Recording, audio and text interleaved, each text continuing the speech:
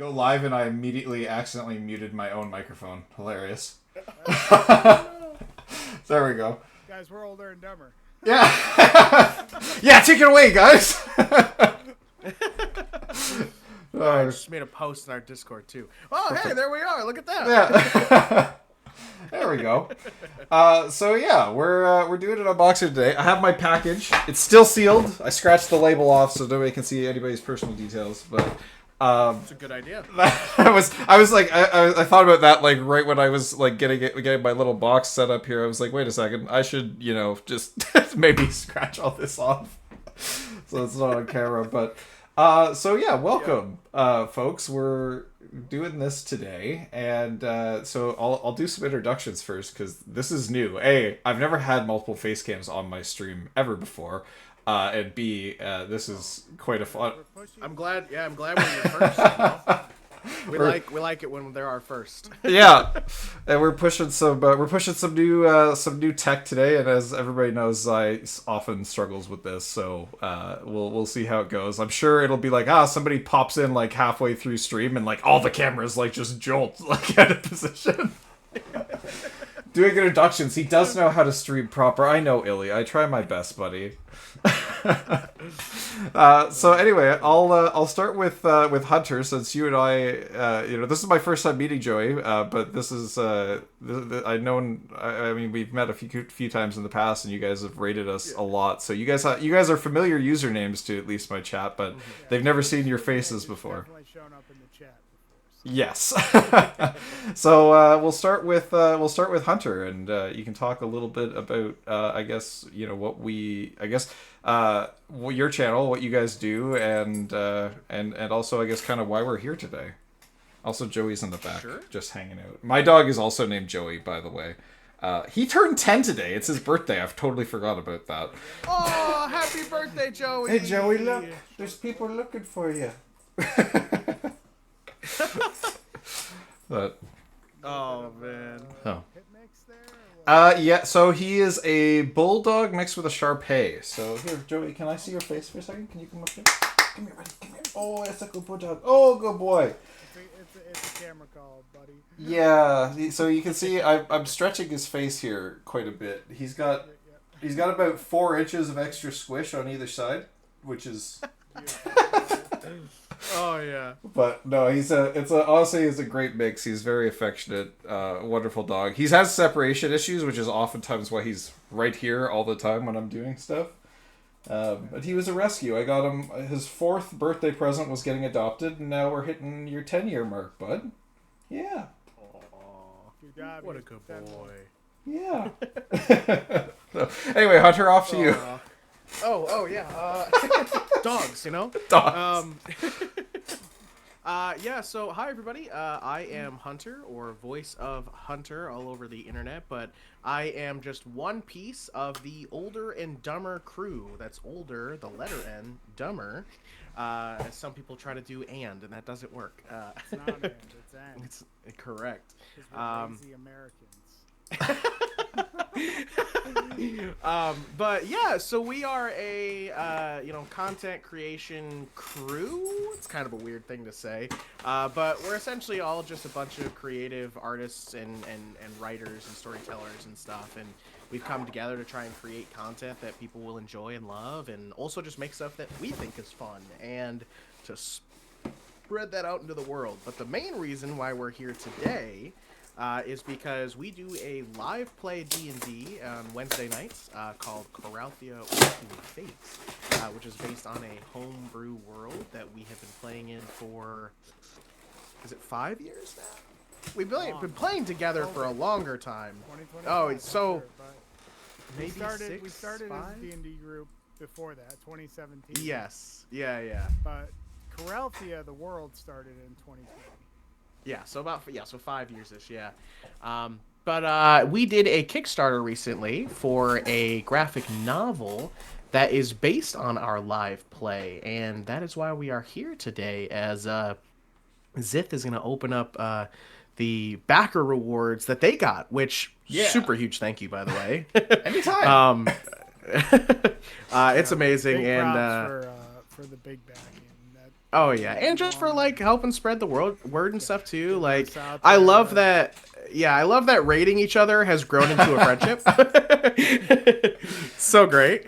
But yeah, and then Joey, you can introduce yourself. You know. Hi, I'm Joey. You can find me everywhere on the internet at Slooty Mage. I'm the artist for our D&D group, also a longtime player, making our DM's life a living hell as much as I can. Doing typical player things.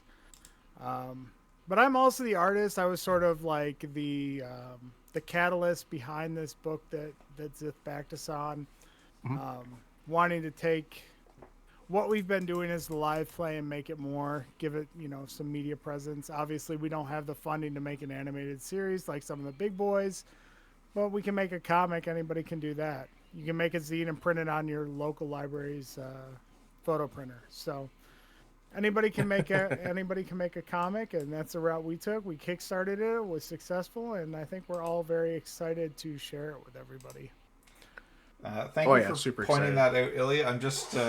I boosted Joey as much as I can, so hopefully that. Sorry, I'll pull the mic up on myself a little more too. No I'm very mumbly and low, so that's okay. I boosted you as much as I can as well, so hopefully that helps. The dog is perfect. Joey, the person, needs to come up 10 to 15.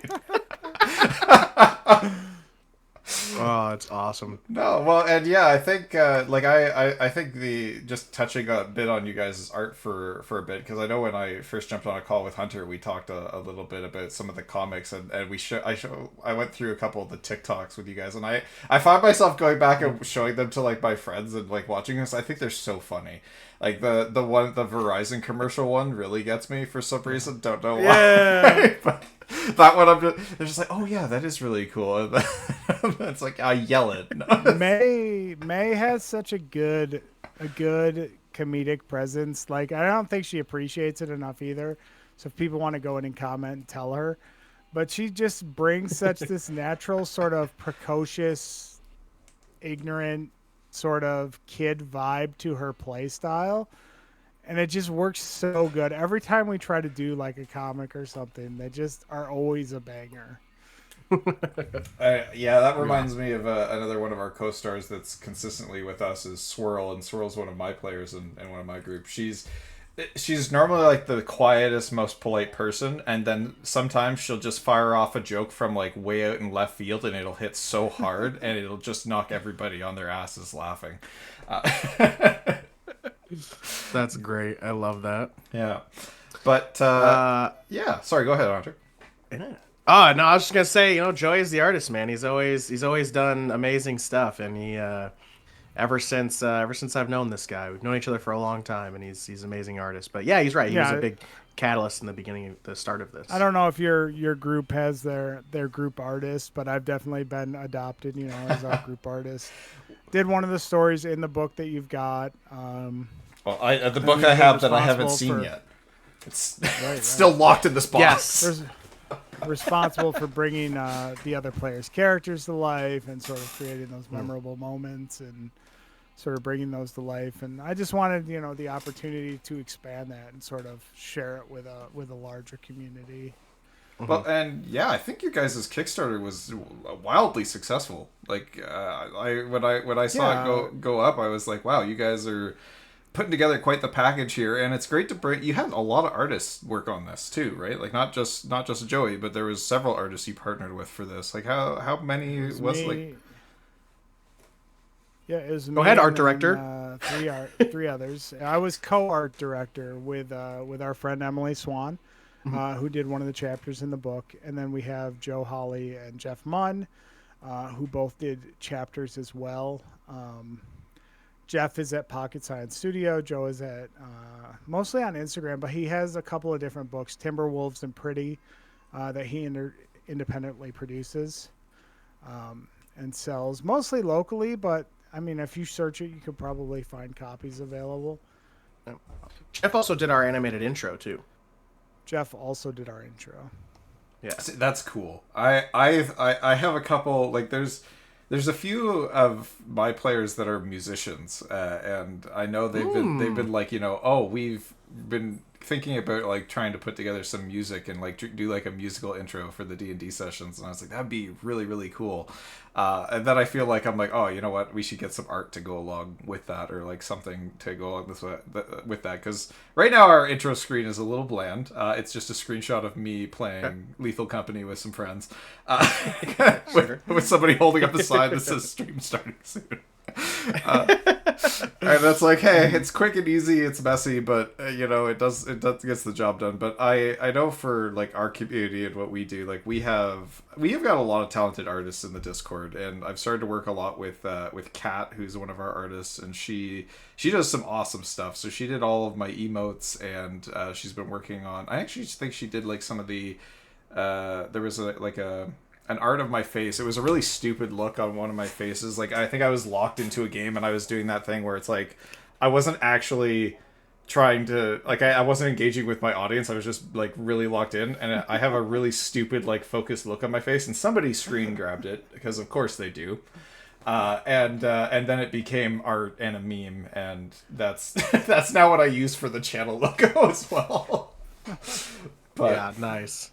But yeah, no, as far as artists are concerned, like, and that's one of the reasons I was like, I think we should go out of our way to support this initiative, because we, like, especially with like today's day and age, like, and that's it. Through's actually sharing it in chat there. That's the the art of my face. Hey. I actually think the photo is somewhere in the Discord, because I remember it was rolling around for like weeks, but like that was one of the reasons that I was like, yeah, we really should help support some more of these initiatives like that, because like my other friend Carl, he's working on a game. He did his Kickstarter for a game he did called Abomination, and What's that? Yeah, wait, you backed that one? I did, yeah, dude. The instant you were like, "Oh, my friend's doing," I said, "Where's the link?" I immediately clicked it, and I backed as Older and Dumber, and I did it. No, well, and his had his goals too, so he's working on that. I have no idea when that game launches, but I know I'm working on. I will have an Abami in that game named after me, which is really cool. And I went to university with him. He was a really good friend of mine, but yours was going around like on the same time as his was, and I was like, oh, okay, yeah, no, this is like a no-brainer, because we do, like, I think that a lot of things, especially nowadays too, like I know one thing people are like really freaked out about are like AI art, and like people using like AI to kind of take the job of an artist, and I'm like, that's it's not great when your industry is threatened that much. And so I think putting together projects like what you guys did is actually really, really great, because it helps to bring more attention back to like, well, some of your friends that are artists, and really the importance of like what you can do as artists, and what kind of projects you can put together. So I thought it was very creative and a very great way of getting some folks together and showcasing what you do.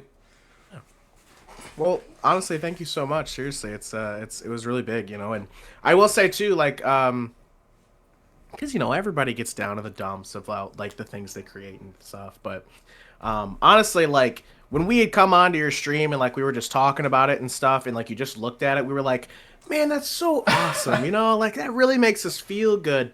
And then you backed, and I was like, what the hell? Who are we? Is this real?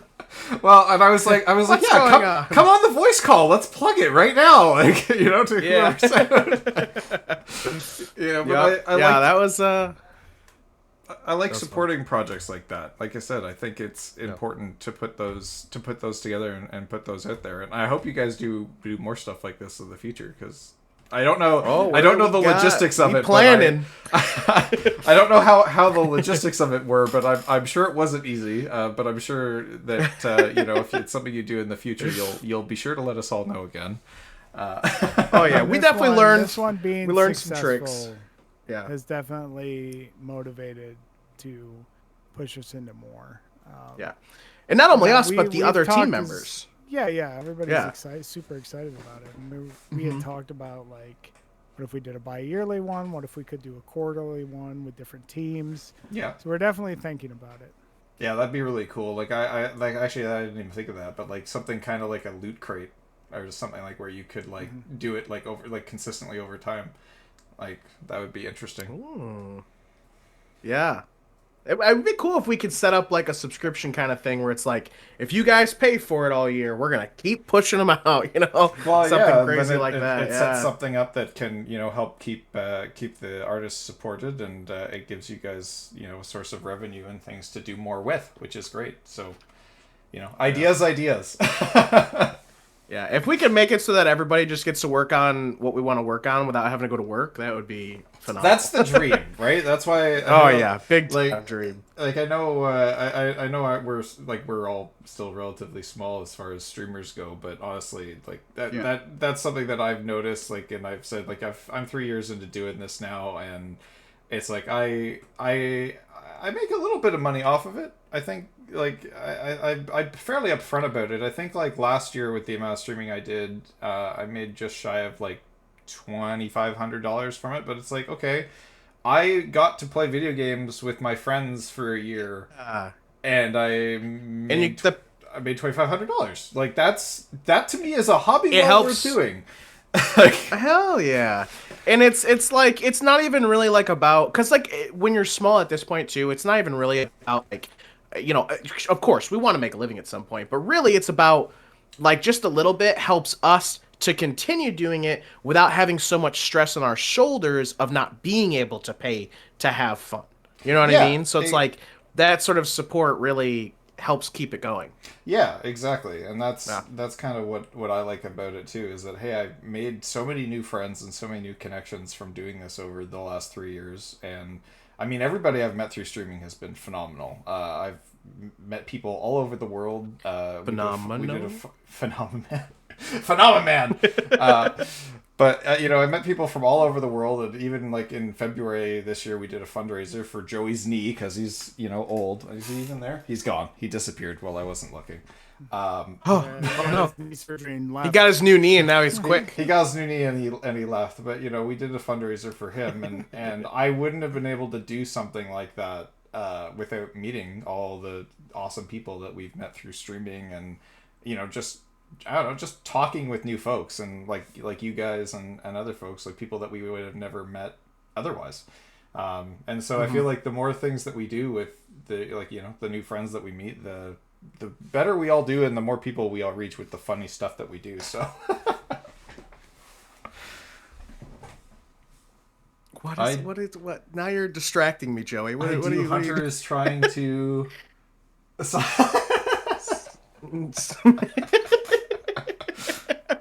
Well, with that, maybe we get into it. Start opening. Yeah. Joey can start drawing, and we'll start getting into your box. Okay, I cracked it open here. Now there's lots of stuff in here.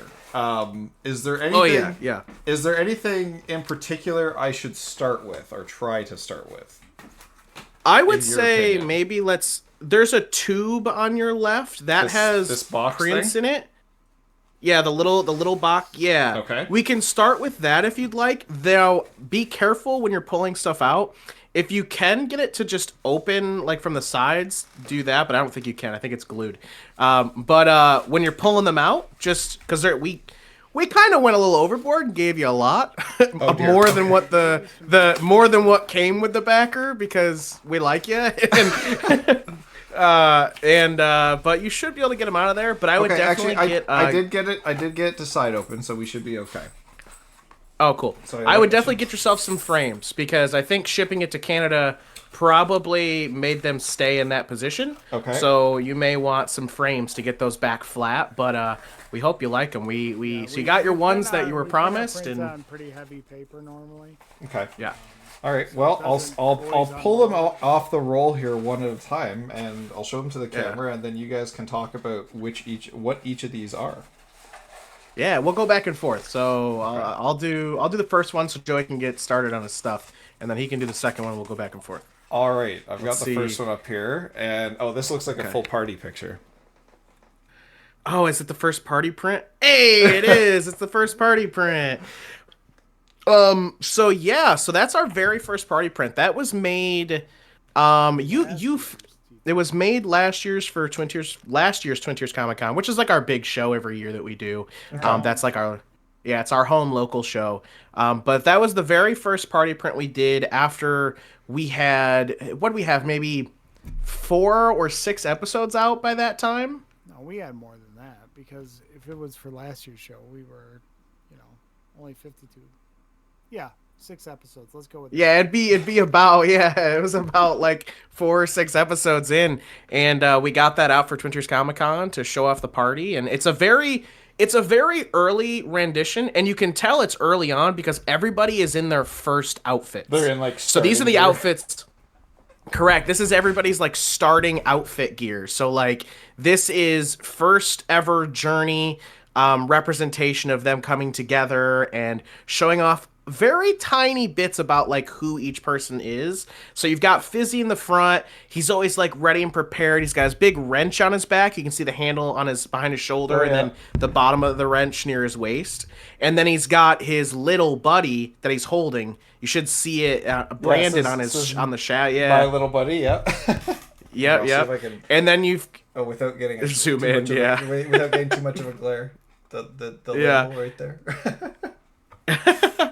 and then you've got Moss, and her glaive, which was the only thing she left home with, had no other money, had nothing, just like clothes on her back and that glaive, which is it's a glaive of warning. And then with Sable, and then you've got Kate's like super, which is funny because this is where the the running joke of never showing anything more than the side face or just Kate's face in any art. Rogue, man. Okay. He is a rogue. He's always like hidden, but his his very like edginess, and then Rara is like super, look at me, and but yeah, Joey did that entire piece. Oh, very good. Yeah. And so, so what is Rara? Warlock? So Rara is a bard. Oh, okay. She was sent to her whole character exploration is we wanted to dig into like the abuse that childhood stars have to face, and we did that through. Joey just cut out. Go ahead, start again. I'm sorry. What didn't you hear? Childhood star. The whole thing again.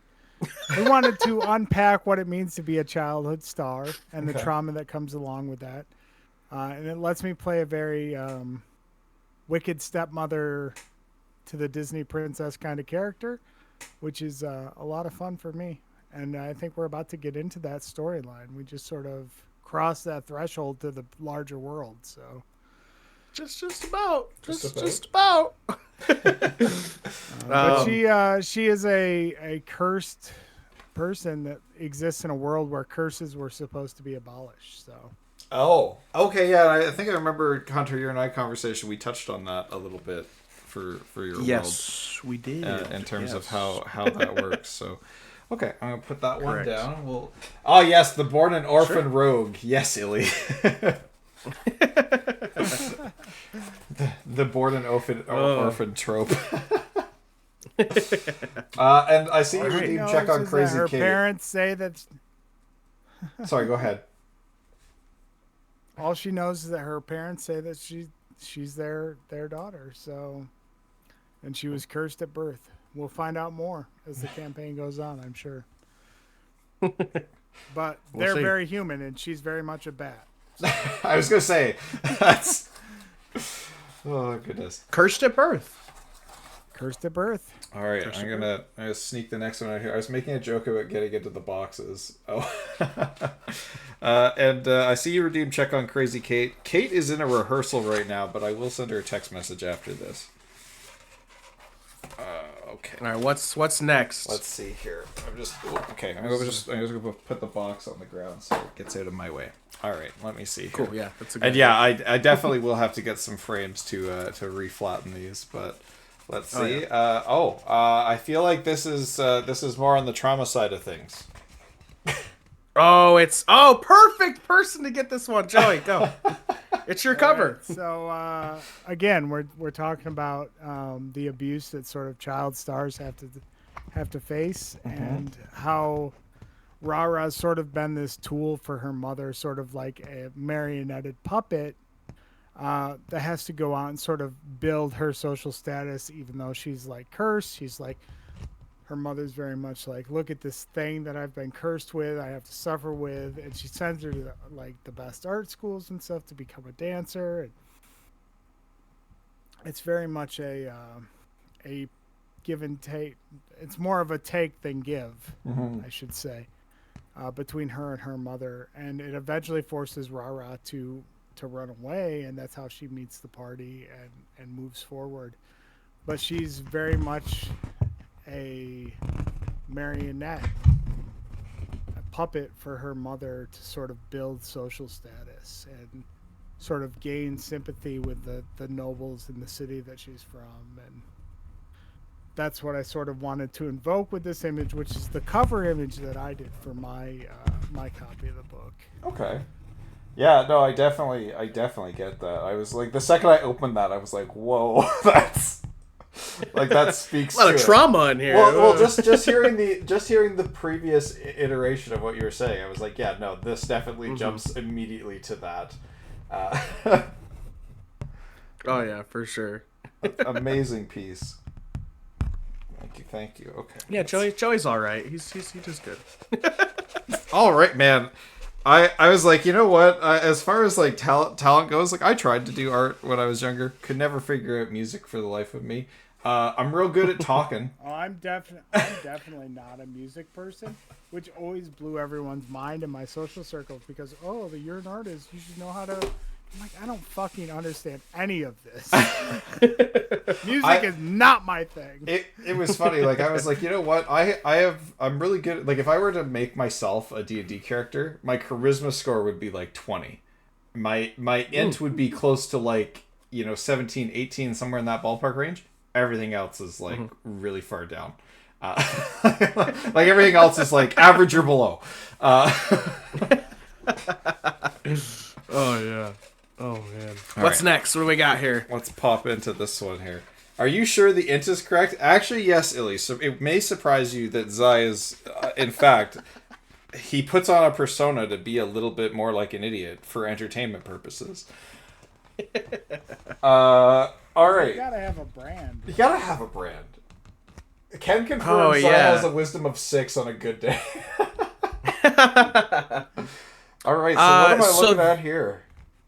So this is the cover that Emily Swan did for Moss. So this is it's funny actually that you've opened the two of those up because they both have that sort of like strings pulling at them, motif kind of thing going on, where in Joey's or in Rara's, it's literally what's controlling her and is she can't really give much else, like the whole just being completely controlled. This is more that Moss feels like nature is pulling at her from different directions because she doesn't know who she is, but she has this like calmness on her face of like starting to potentially accept what's going on. But yeah, this is the cover that was done for Moss, who by the way is a powerful druid. Just kidding.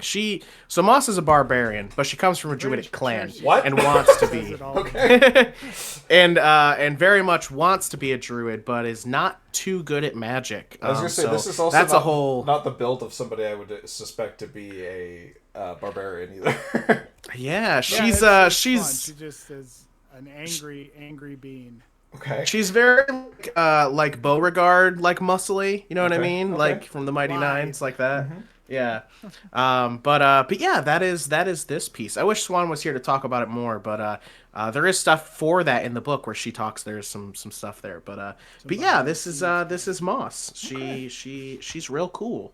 Yeah, no, I love the piece, honestly. And what are you working on right now, Joey? I just while we're going through this, I want to touch base on your art as well.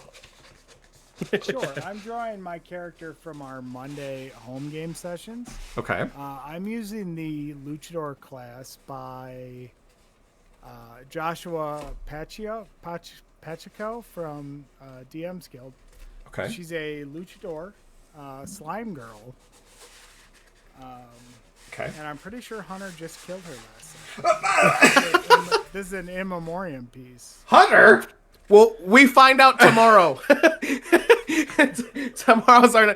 Yeah, they just... So our home game, they're in this town that is so they're doing I had talked to you about what I call loyalty missions, where there's missions that focus on one of the. So they're currently in a loyalty mission for one of their party members, and there's something going on with the mill, and the mill is doing some weird, freaky, supernatural stuff, and people that were close to it were just like disappearing, like snapping out of existence. And so the party decided to walk up to the mill and made their charisma saves, and Gelatina failed and disappeared. So nobody has any idea what happened to her, and the rest of them just ran into the mill, and that's where I ended it. So I was like, I guess we'll find out next week if you just died or not. To be fair, charisma is one of my saves as a luchador, so And I was and the failed. only one that failed. Oh no. Also the only one who failed. Yeah. Oh no. So Real rough session for me. so that'll be fun tomorrow. A child save, yeah. Also, I didn't notice it, but I'm guessing Raspberry Weevil might be somebody from your guys' end of things, but I do want to say thank you for the follow there. I just saw that 11 minutes ago. Yes. I missed that. My apologies, because I'm very engrossed in conversation and opening up the pretty shiny things in this box. Yeah, we're hyping on stuff right now, Illy has a suspicion of what might have happened. Uh-oh. That's... okay. Oh, goodness. Who knows? All right. Oh, I bet you he just... charisma save normally lead to. Oh, okay. Nice. Yeah, Joey, you want to take this one? Yeah, who are we Yeah, looking at so here? we had Joe Holly do Kate's chapter. This is actually Kate's cover image. Kate's our rogue. This is the most you'll probably ever see him in a single image. I was going to say, I see a full face here. This can't be the road. Yeah, right? Joe really gave Keith a lot of love, more than any of us ever Than have. anyone has ever given Kate before. Yeah. Also, Joe humiliated the rest of the art team by having his entire project done in like a week. Oh my god. Yeah. No, Dude's the a guy's monster. an animal. Yeah. Joe Holly 1977 on Insta if you want to give him a follow. But the guy is a machine. And I knew he'd be perfect for Keith because he's sort of the darkest artist we had on the project. Most of his comics that he does independently are horror comics. Okay. A lot of dark, moody imagery. Yep. And he's very much in the school of Humberto Ramos, but his early work on like Crimson, which was a vampire comic from, man, it's got to be the late 90s. I don't want to say the early odds. I think it's earlier than that. But if you go and look at Crimson and you look at Joe's work, it's going to be very similar. Okay. Yeah. And when we were sort of putting the team together, I was like, this is the guy we need for Keith. His story is sort of like the, maybe not necessarily the darkest emotionally, but the darkest lore-wise across the world, like the Runesbach elves and what sort of built their story up. And Hunter can probably elaborate on that, but I think like it's the sort of darkest lore point to the story. Yeah, no, Keith definitely comes from. So Keith is the elven rogue of the party. He's also the oldest of everybody in the group. He's a little over 250 years old. As the kids say. Yeah, Over the a hill. little over, yeah, a little over 250 in age. But he comes from the Runesbach Empire, who, if you follow along, you know that the was gonna Runesbach say, I'm trying Empire to is like remember the your bad map now in my guys, head. and yeah, the left side. Okay, the buggers. Yes. So they so the Runesbach Empire did a lot of bad things, and he comes from that, and he knows all the things. I mean, you'll read it in the story, so I don't want to talk about it too much because you'll get to read it in a minute. But essentially, he was a part of all the bad things they did and didn't stop them, and instead ran away and is now maybe on a track to trying to redeem or make amends for the things he did or, in a sense, didn't do. But he definitely, like Joey said, definitely comes from the more darker side of, like, lore-wise for the world. It's definitely a very clear correlation to, like, war and people who were maybe in whoever's eyes on the wrong side of things, and are sort of shunned for that. And it's a very interesting story to be told. Twitch TOS says that we call them nachos. Yeah, is what a lot of people is what a lot of people sort of have drawn similarities to between the Runesbach Empire and them. But it's only certain. It's a whole thing, Yep. It's also in the book, but it's definitely a very very emotional thing to go through, and it's fun to see these sort of characters played out. But yeah, definitely the darker side of it, and I love it. And I love how a lot of the coloring done. So Holly did all the inks, and then the coloring was done by Swan and Joey. And they sort of took the route I was going to just comment on that quickly, because I was like, you know what? Like, despite having so many different artists involved in the team, you guys did an amazing job of making these look like part of a collection. Like, if I didn't know otherwise, I would have been like, oh, these are all done by the same person, because they look... Like amazingly, they look part of a set. But so it's interesting that you're saying, like, some people did colors, some people did sketching, those kind of things. Yeah. Sorry. We definitely, when we were putting the team together, tried to choose artists that were like close enough that it would be a cohesive sort of look throughout, but different enough that when as people were reading it, they knew that they were switching from story to story.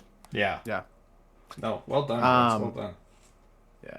And I love how his pages, their color like Darkest Dungeon. They've got a very Darkest Dungeon feel. I was gonna say it. Like, it reminds me a little of Darkest Dungeon. Yeah. But yeah, specifically, so I knew that Joe only did his inks, and it was up to Swan and I to color it. And the first thing I said is, like, the way he uses his inks, we should definitely look at Darkest Dungeon as a way to color. Yeah, pairs very well with it. Because lashed in color on black and white, and I think it came out well. I'll toot my own horn a little bit and be like, I think that was the right choice. No, I would agree 100%. I think that came out amazingly. Illy, I do want to call out your comment there. The face only parents would. Oh, right, yeah, that's for the broke. All right, what's next? Let's pop into the next one here. All right, I'm carefully storing them all back in a ball right now, or like in a tube again, just so I can roll them back out later. All right, definitely. Next one in my tube here. I got 2 left in this tube. So yes. All right.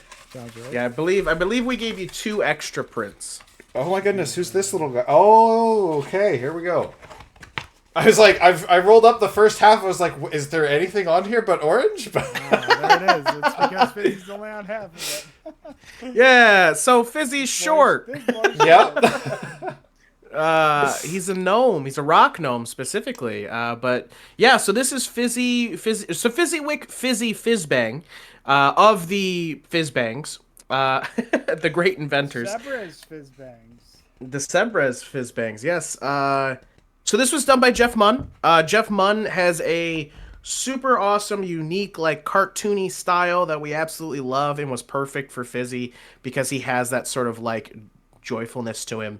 But yeah, this is Fizzy, and Jeff said he wanted to sort of make a cover that sort of resembled him being in his element in the workshop and sort of thinking back on his thoughts, and the orange and purple sort of play to like the dream state and things like that. And yeah, that's Fizzy. He's absolutely wonderful. I love the goggles and how big he made his eyes. Like it's so fun. But yeah, the best part of being that when you were like, oh, is there anything? Oh, there he is, because he's a short guy. It's a good contrast, because like there's a lot of page up there, and I was like unrolling it, like, where is the? Oh, there it is. But it made it perfect for the logo. Yeah, no, honestly, it fits perfectly. Oh. Yeah, it's so good. I love that. But he's a great guy, and he understood the assignment, for sure. Yeah, Jeff's a great guy, and we love Fizzy. I absolutely loved reading the comment. There you go. Hey. Hey, what's going on, Strabino? Oh, goodness. But yeah, it's fantastic. Yeah, I forget what the last print is we gave you. I think it's okay. Let me answer that question right now for you, Hunter. Yeah, I think it's Rara, I think. Yeah, I think so. See. Okay, so here's the thing. So the very first thing I see is just feet. Yeah, okay, it is. Count the toes. Oh, Count the toes. oh, okay. Four toes, Yeah. 4 fingers. Yeah. That's Joey, I assume you want to. who's responsible for Yeah, this so one? This is it's mine. We're actually working on an Older and Dumber D&D swimsuit calendar for conventions for next year. Yeah. And this is Rah Rah's page for the swimsuit calendar. Nice. So yeah. I was gonna say, yeah, no, that looks like something I'd see on a swimsuit calendar. Right? Oh, well done. Yeah, that's exactly it. Yeah. So I noticed in the Joey last said, one her there's hair gonna was be green though. Now it's pink. Is that a difference of? She's got new hair. She's got new hair. Okay. Yep. Through the course of the campaign, she has definitely costume changed the most. Okay. Look updated the most as part of like being a bard. Her fashion Constantly is dyeing her hair different constantly being- colors. Okay. Yeah, this week it's pink, hair, guys. Just so you changing her know. outfits. Yep. But yeah, so that's like the hair for her newest look, which is sort of a the Stormbreakers look. So we've Nice. sort of got our team look now. Yep. But yeah, it's a pretty great piece, and there's another one that so that's the one of the swimsuit ones, Okay. and then there's another one that he did for Gelatina as well. So currently there's 2 of the swimsuit calendar done, which I don't know if Joey might have access to it digitally if you wanted to show it. Actually, Oh, he's literally looking for it as we speak. but, keep talking. Illy looking disrespectfully. Now, come on, guys. But so I think that's all the prints we sent. So we gave you 2 extra prints, I believe. So those are those. Okay, I think and this is then- just stuffing. Yeah, that's just stuffing. Okay. I was like, there's something else Yep, rolled there up here, but I is- think it's just stuffing. Okay. You should see brown paper bag. Yep. And Yeah, then that there's right another- there. There's another boch, which also might just be stuffing. Also stuffing. Okay. Also That's- stuffing. Okay. Yep, we So wanted to the- make sure everything was clear.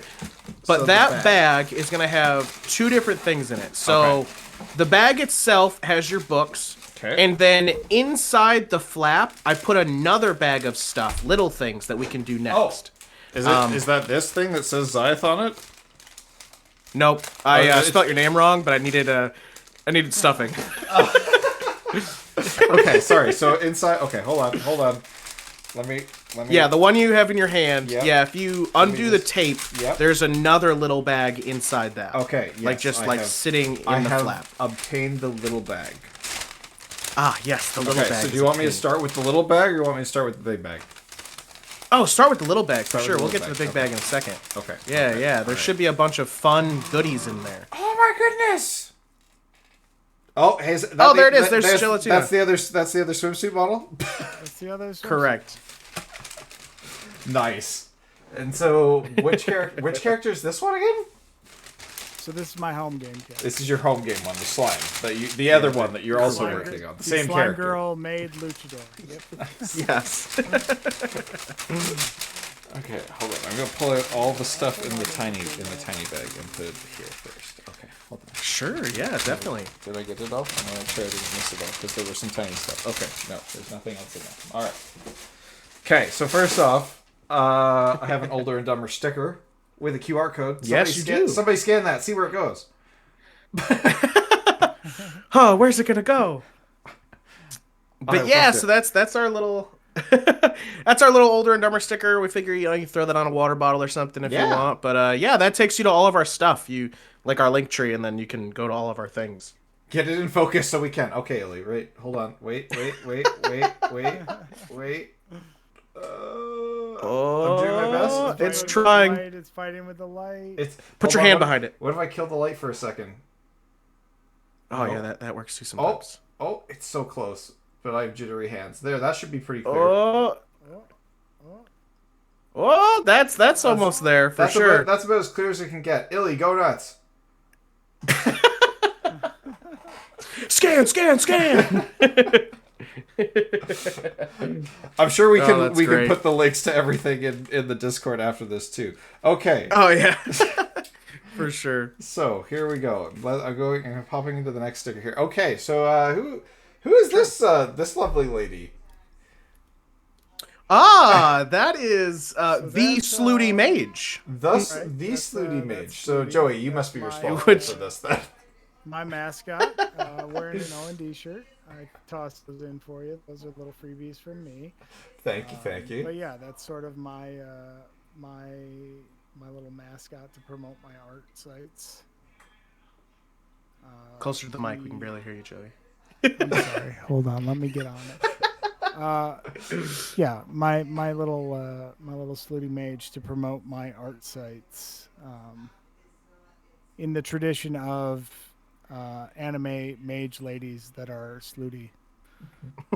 I was gonna say, I think mission accomplished. Oh,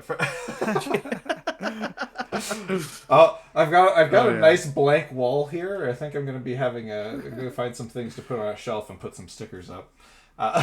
Yeah. Oh, for sure. Okay, and then I have. It looks like a. Oh, is this a magnet? Is this a raw magnet? It is. Yeah. Bleh, she says. Very early on in the campaign. Bleh. Yeah, that's a magnet. You throw that thing. I got one up on my fridge and on my car. So nice. Blah. I love it's a very good. Have rabies, so. I think it's also one of our. Right here, it's one of our emotes, yeah. Our emotes. Yeah, I just sent it. Oh yeah, that's exactly it. Correct. Bleh. I love that. Oh man, yeah. I it was definitely there was just like a deal to get magnets one day and I was like, quickly, what should I use? Quickly, grab some of the emotes. We'll get them made as magnets. Honestly, I love that one. I think it's so it's so cute. I love it. Okay, and then I have a radar rider. What is this? Oh, the deep Forgotten cut, campaign. baby. The deep cut? Okay. This is It's something cut. I've never heard from before. So what is this? Correct. You're one of 10 people in the world who has one now. What?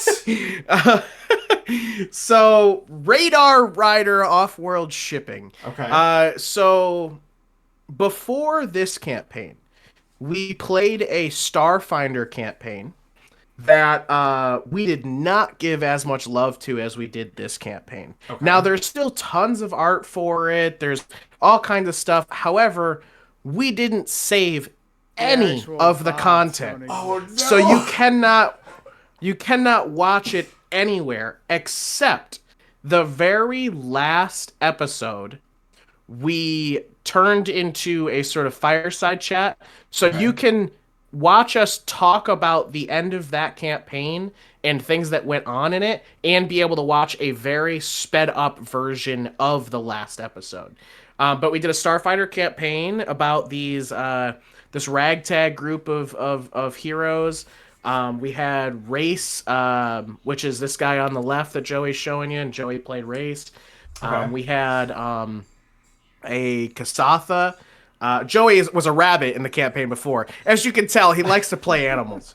Well, I mean, you're able to make such really good artwork of them, Joey. So understandably so. And then we had a Kasatha, which is a 4-armed alien race, played by May, and this was her first ever character. Just named her Miala. Like, can I just like change my name and use that? It's like, sure.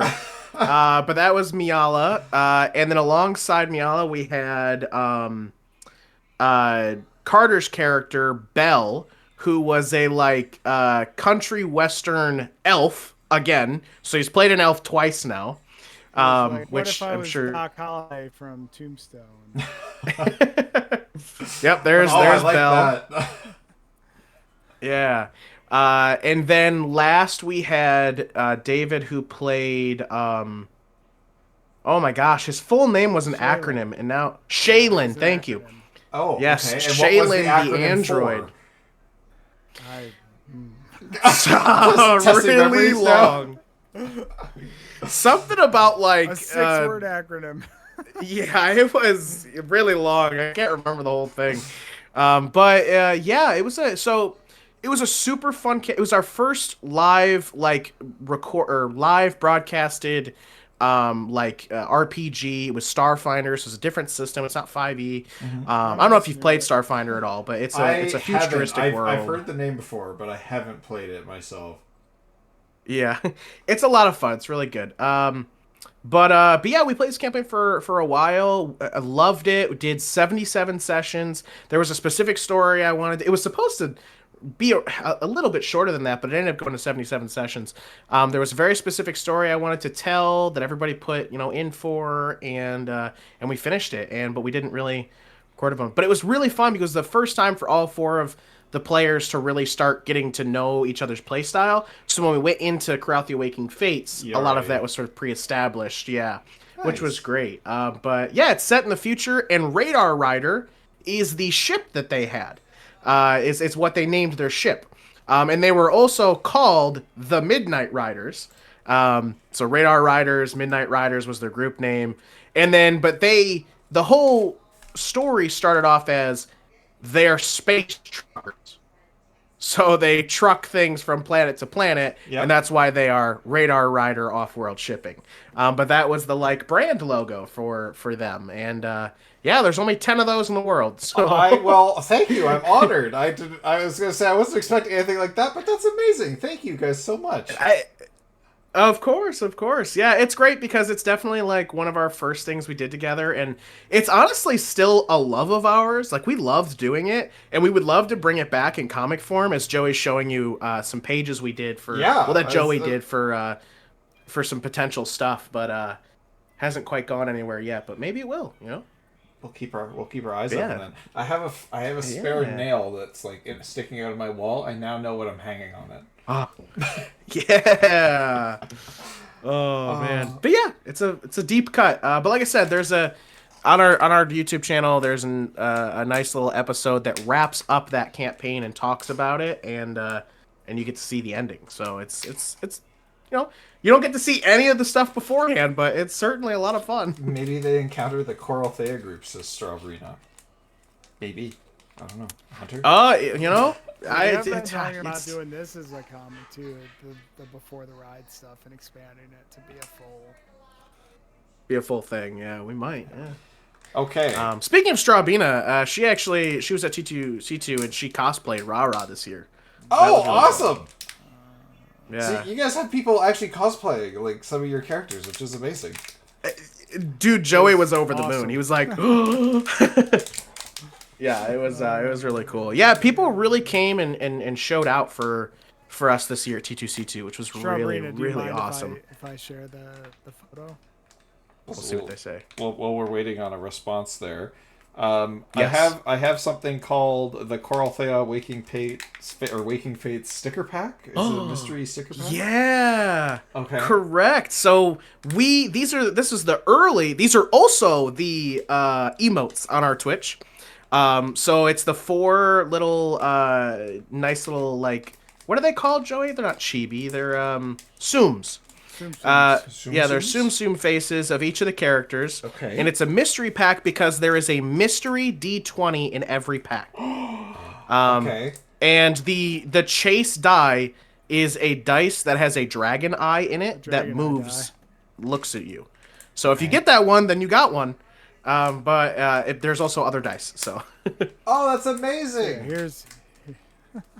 And right next to the poster too. That's awesome. I was gonna say I think she's also. Sorry, go ahead. She's wearing one of our shirts too. Oh yeah, I see that for the cosplay. And I think I can imagine I had an interesting sorry, I'm gonna spin off on this for a second, but I think as an artist, Joey, that's gotta be pretty cool, seeing other people bring super validating, very awesome. Your characters to life. I think that's really, really cool. And I think it's probably in a similar boat. I actually ran into one of my old college professors the other day, and got to tell him like, hey, I actually have a job doing exactly what you taught me to do now. It only took me like 10 years to find, but he was like, oh my god, that's amazing. And it's like, it feels really nice, like when like the hard work that you put in finally either gets put to use or like gets validated, like you say. And I can imagine the feeling of that, which is amazing. Okay, so let me see here. Cosplays, fan arts, all that stuff. I love to see it. Oh yeah. So it's the stickers of all the emotes there that we've seen that you guys have. Hold on, I gotta try and. Yeah, there they are. Those cute little guys. Look at them. They're awesome. I love these. You guys are so talented. Honestly, this is amazing. Joey's the artist. He's the the man, the myth, the legend behind it all. I just write and I come up with funny stories in my head. Joey over here is the artist. Okay, now let's see. All right, so I got this one. It's not the Dragonite die, but it's a green one. And Hunter, I will now use this in my D&D streams going forward, and I will use it to kill my players. I love it. That's perfect.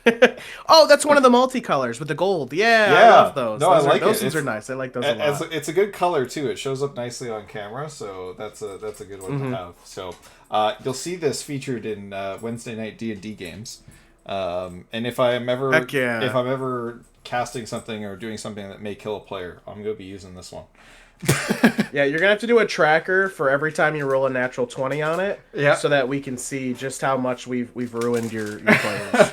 The direct impact that Older and Dumber's had on the Zai D&D streams. Oh heck yeah, I love it. Okay, I'm cracking into the big bag here now. Okay, so that's all the little stuff. Okay, yeah, you're cracking into the big bag. Okay. This is it. This is where it all. There's another piece of paper that has all my personal information on it, which I'm gonna hide.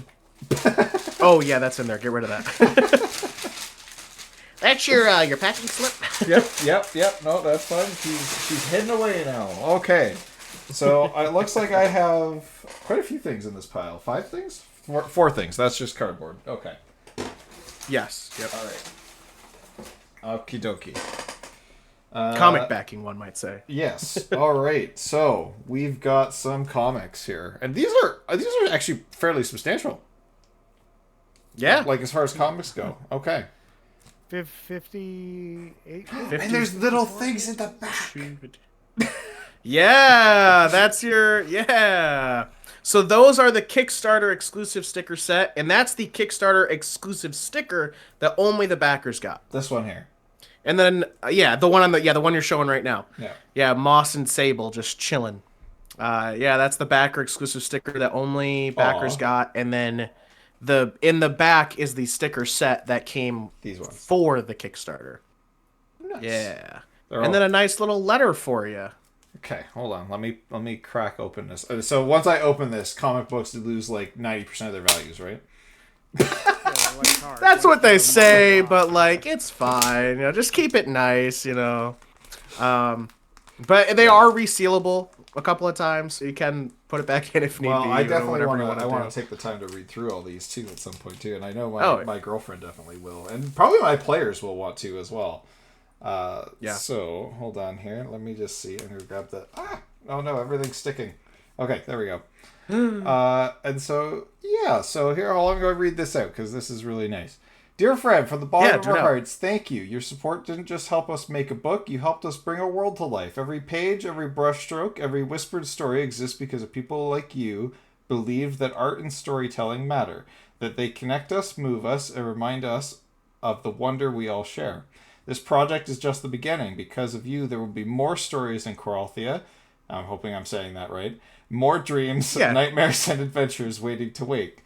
We'd love to hear what you think of the book. Tag us or reach out anywhere you can find us at Older and Dumber across the internet. We read every message, and your voice means the world to us. Thank you for believing in art, in stories, and in us. With love and gratitude and all our best wishes, the Older and Dumber crew.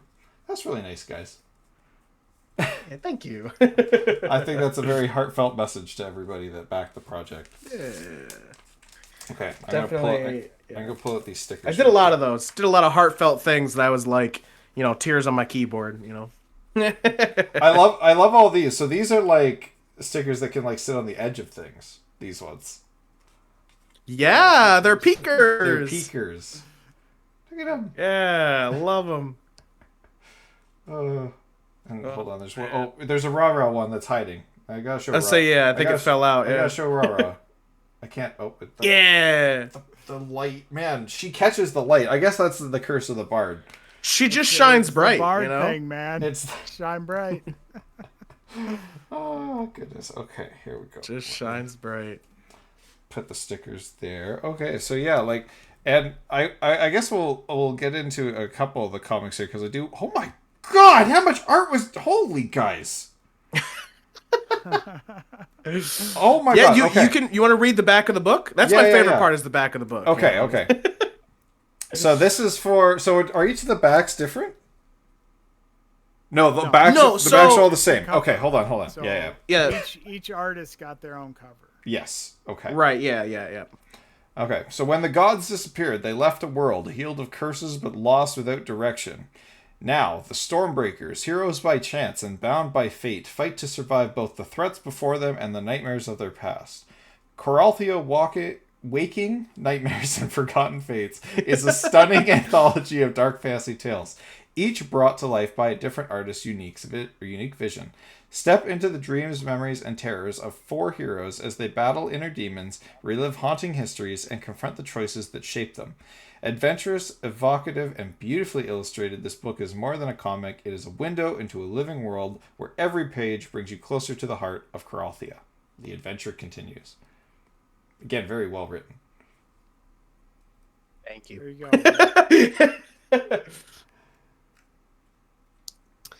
go. Yeah. Do you want to explore it a little or whatever? Yeah, I don't know how you want to do this part. Yeah, it's up to you. I was gonna say, like, do you have like? I'm sure like you guys have probably got some maybe some favorite pages or some favorite pieces in each of these. Is there any particular that you would like me to bring up and we can look at those? I don't want to spoil them for like other people that want to read them as they receive them and stuff. Oh, but for sure. we can showcase and talk about a few in each of the books. Joey's pulling his copy out right now. Mine's downstairs. Okay, I'll crack the other ones open so I can be prepared to get into those ones too, because each one of these is a different story. No. So each book is the same. They're just different covers. So they're all the same book. So they're you all got the same exclusive book. Covers. Right. Yes, okay. And you got exclusive covers of each of the artists. Perfect. So that means I can lend out 4 other copies of the same story for other people to read. Correct, yeah. But there is 4 stories in the book along with behind-the-scenes content and all kinds of stuff. So. Okay, perfect. So then I won't crack open the other 3 yet. I will just have the one. And let's look at some of these cool pages. Yeah, so I think what would be fun first is for you to flip and without even reading anything, see if there's one that pops out at you the most. Okay. Yeah, see what pops the most to you. We'll see what happens. Okay. Oh my goodness. It'll be fun. I love I'm trying to take in oh my god, what okay, hold on. What's happening on this page? Everybody's dying. This page on my right. Yes, yeah, everybody's dying. Yeah, so those are Joe. That's the Kate story.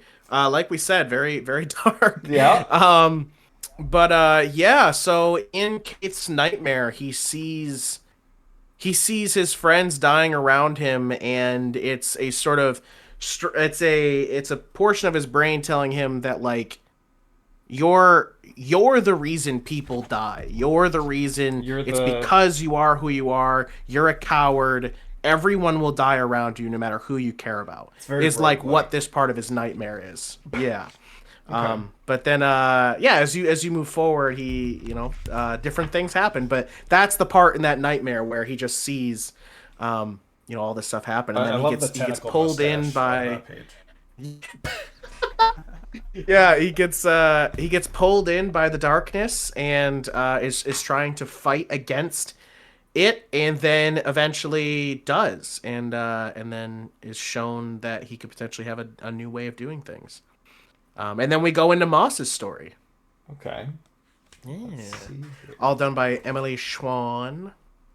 Oh my. Okay, there's lots of magic flying around in these pages. Oh yeah. Yeah, she did really, really awesome with like colors and stuff. She played with it really well. Okay. Oh yeah. And I Which see one? lots of inner demons. The one, the Yeah. the last one Sorry, where she's I'll- getting pulled down into the dark. That's my favorite panel. This Yeah, panel that, here on the bottom. The bottom right where she's being pulled down, that's my favorite panel, I think, of the book. It's so great. Like, she did such a great job, and like, I just remember like creating the dream sequence too, and sort of what that just like meant, and it's so good. It's just so good. No, it's well, and like love again, it. as a DM, it's probably nice to see like some of your like your story points get brought to life as well in some of these points. It's like that. so awesome. Swan always asks all the time, like, what's it like to see these things come to life? And I'm like, well, everything in my head when I envision it looks like old Amazing Spider-Man cartoons. Like, that's how I imagine things are drawn in my head. But like when people actually do them, Spider-Man cartoons in all of these pages. that's how I. That's like in my head. That's how things get imagined. And then when these guys make them, I go, "That's amazing." And they're like, "Is it what you thought?" No, but it's better. Like it's amazing. So it's always just so like great to see these guys bring what I think I see in my head to life.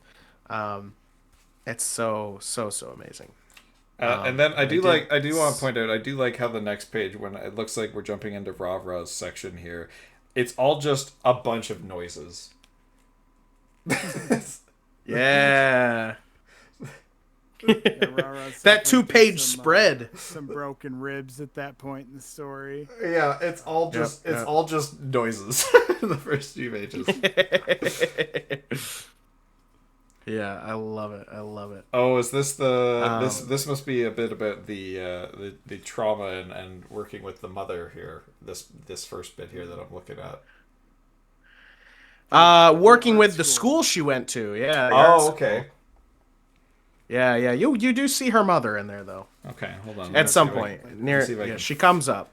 Let me see if I can And then, find her. We've got a couple of panels. This bullying panel is actually based on Halloween 5, Halloween 4.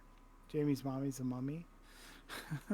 You guys If you like know, this, I do have to say, like, this is there's a lot of amazing emotions portrayed in these pages, especially for Rara. Yeah, Like- it's Thank you. yeah. Joey put together a great team.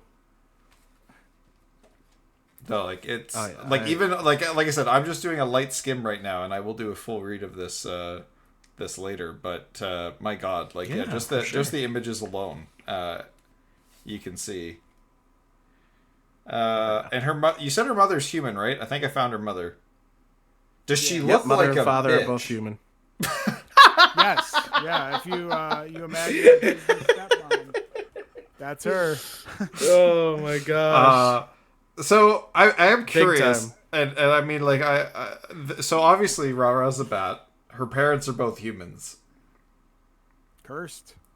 Cursed. So Cursed that at birth. that is just the cursed at Cursed. birth. Cursed by a woods witch. That's what I've been told. Okay. My goodness, yeah. So There might be some more to unpack there, but we're not at that point in the story. we're not that you haven't got that point in the missions, in the little legacy missions. The loyalty, yeah. The loyalty. Sorry, missions, loyalty. not My yet. bad. Yeah. I think my favorite panel that I did in my section was on the next page, the worthless panel. I was gonna say I'm looking at that that I've literally got right pulled up right on the now. screen right now. This section Yep. here. Mm-hmm. Where she's That's sort it. of like at the peak of her nervous breakdown after all of this that's going on. Yeah. And then it turns very quick, because her friends are there for her. But the way that panel came out. Well, just that whole section, I think, does an incredible job of portraying emotion, and it's like I said, like with art, it's something that it definitely like you wouldn't get this with a machine. A machine would have a very hard time conveying feelings like that. Like they could I could make a character look distressed, but as far as like a cohesive storytelling here of seeing like the trauma and the horrible things that she's obviously had to endure. And how that affects her. That's just on imagery alone, not even reading the context so far. Amazing job of just presenting that as it needs to be. Thank you. I'm glad it came across properly. And then yeah, we've got the last page of the art there. Now we're getting into our good friend the gnome. Fizzy. Yeah. Our boy Fizzy. Our boy Fizzy. And I can definitely see the stylistic change here to the Yeah. the more cartoony style you were talking about before. Yeah, Jeff is so good at it. Like, it just fits Fizzy so well. And I will say, out of the 4 of these, Fizzy's was like, it's definitely a turn in the whole story. That's why it's also like the sort of the end point. I think it's it kind of lightens the load. Yeah, it leads us into the continuing adventure. I want to say he is kind of jacked though, like low key. Oh yeah, Fizzy's jacked, bro. He puts cannons together with his hands. Like he's a jacked dude. The Fizzy's got them working muscles. Doc working muscles. Yeah. Navy muscles. My goodness. Okay, let me flip Big over time here. jacked. So, is he a... Okay, I realize... Okay, everybody in my chat, get your brains out of the gutter before I ask. Is he a seaman? He is a seaman. He is. He's a sailor, as they're all sailors now. Yeah, they're all sailors now. Navy, though, officially. Yeah. Correct. He was in the Sebras Navy for a good portion of his life, and that's when he created the Earthshaker cannon, which was one of his biggest accomplishments, but is also an accomplishment of his that he's both proud of and a bit scared of, because he wants to make things that can like protect and save people, and everyone tells him that that's going to do that, but in the end, he's afraid that it, just because it's so destructive, will it actually help people. So he wants to make things that are more actually helpful to people and all that kind of stuff. And also try and get out of the shadow of his family and be his own person. And that's when he creates Obi, because of the fight with Creed, the Ironclad, and not being able to protect people. He wants to make something that will keep him and his friends safe. So he creates Obi, our big buddy. Our big buddy. Is that the acronym? That's correct. Obi? Mm-hmm. Correct. Yep. OBB. I love that. That's awesome. Yeah. Okay, and then at the end here, meet the artists. Okay. Yes, those are my favorite pages. Okay, hold on.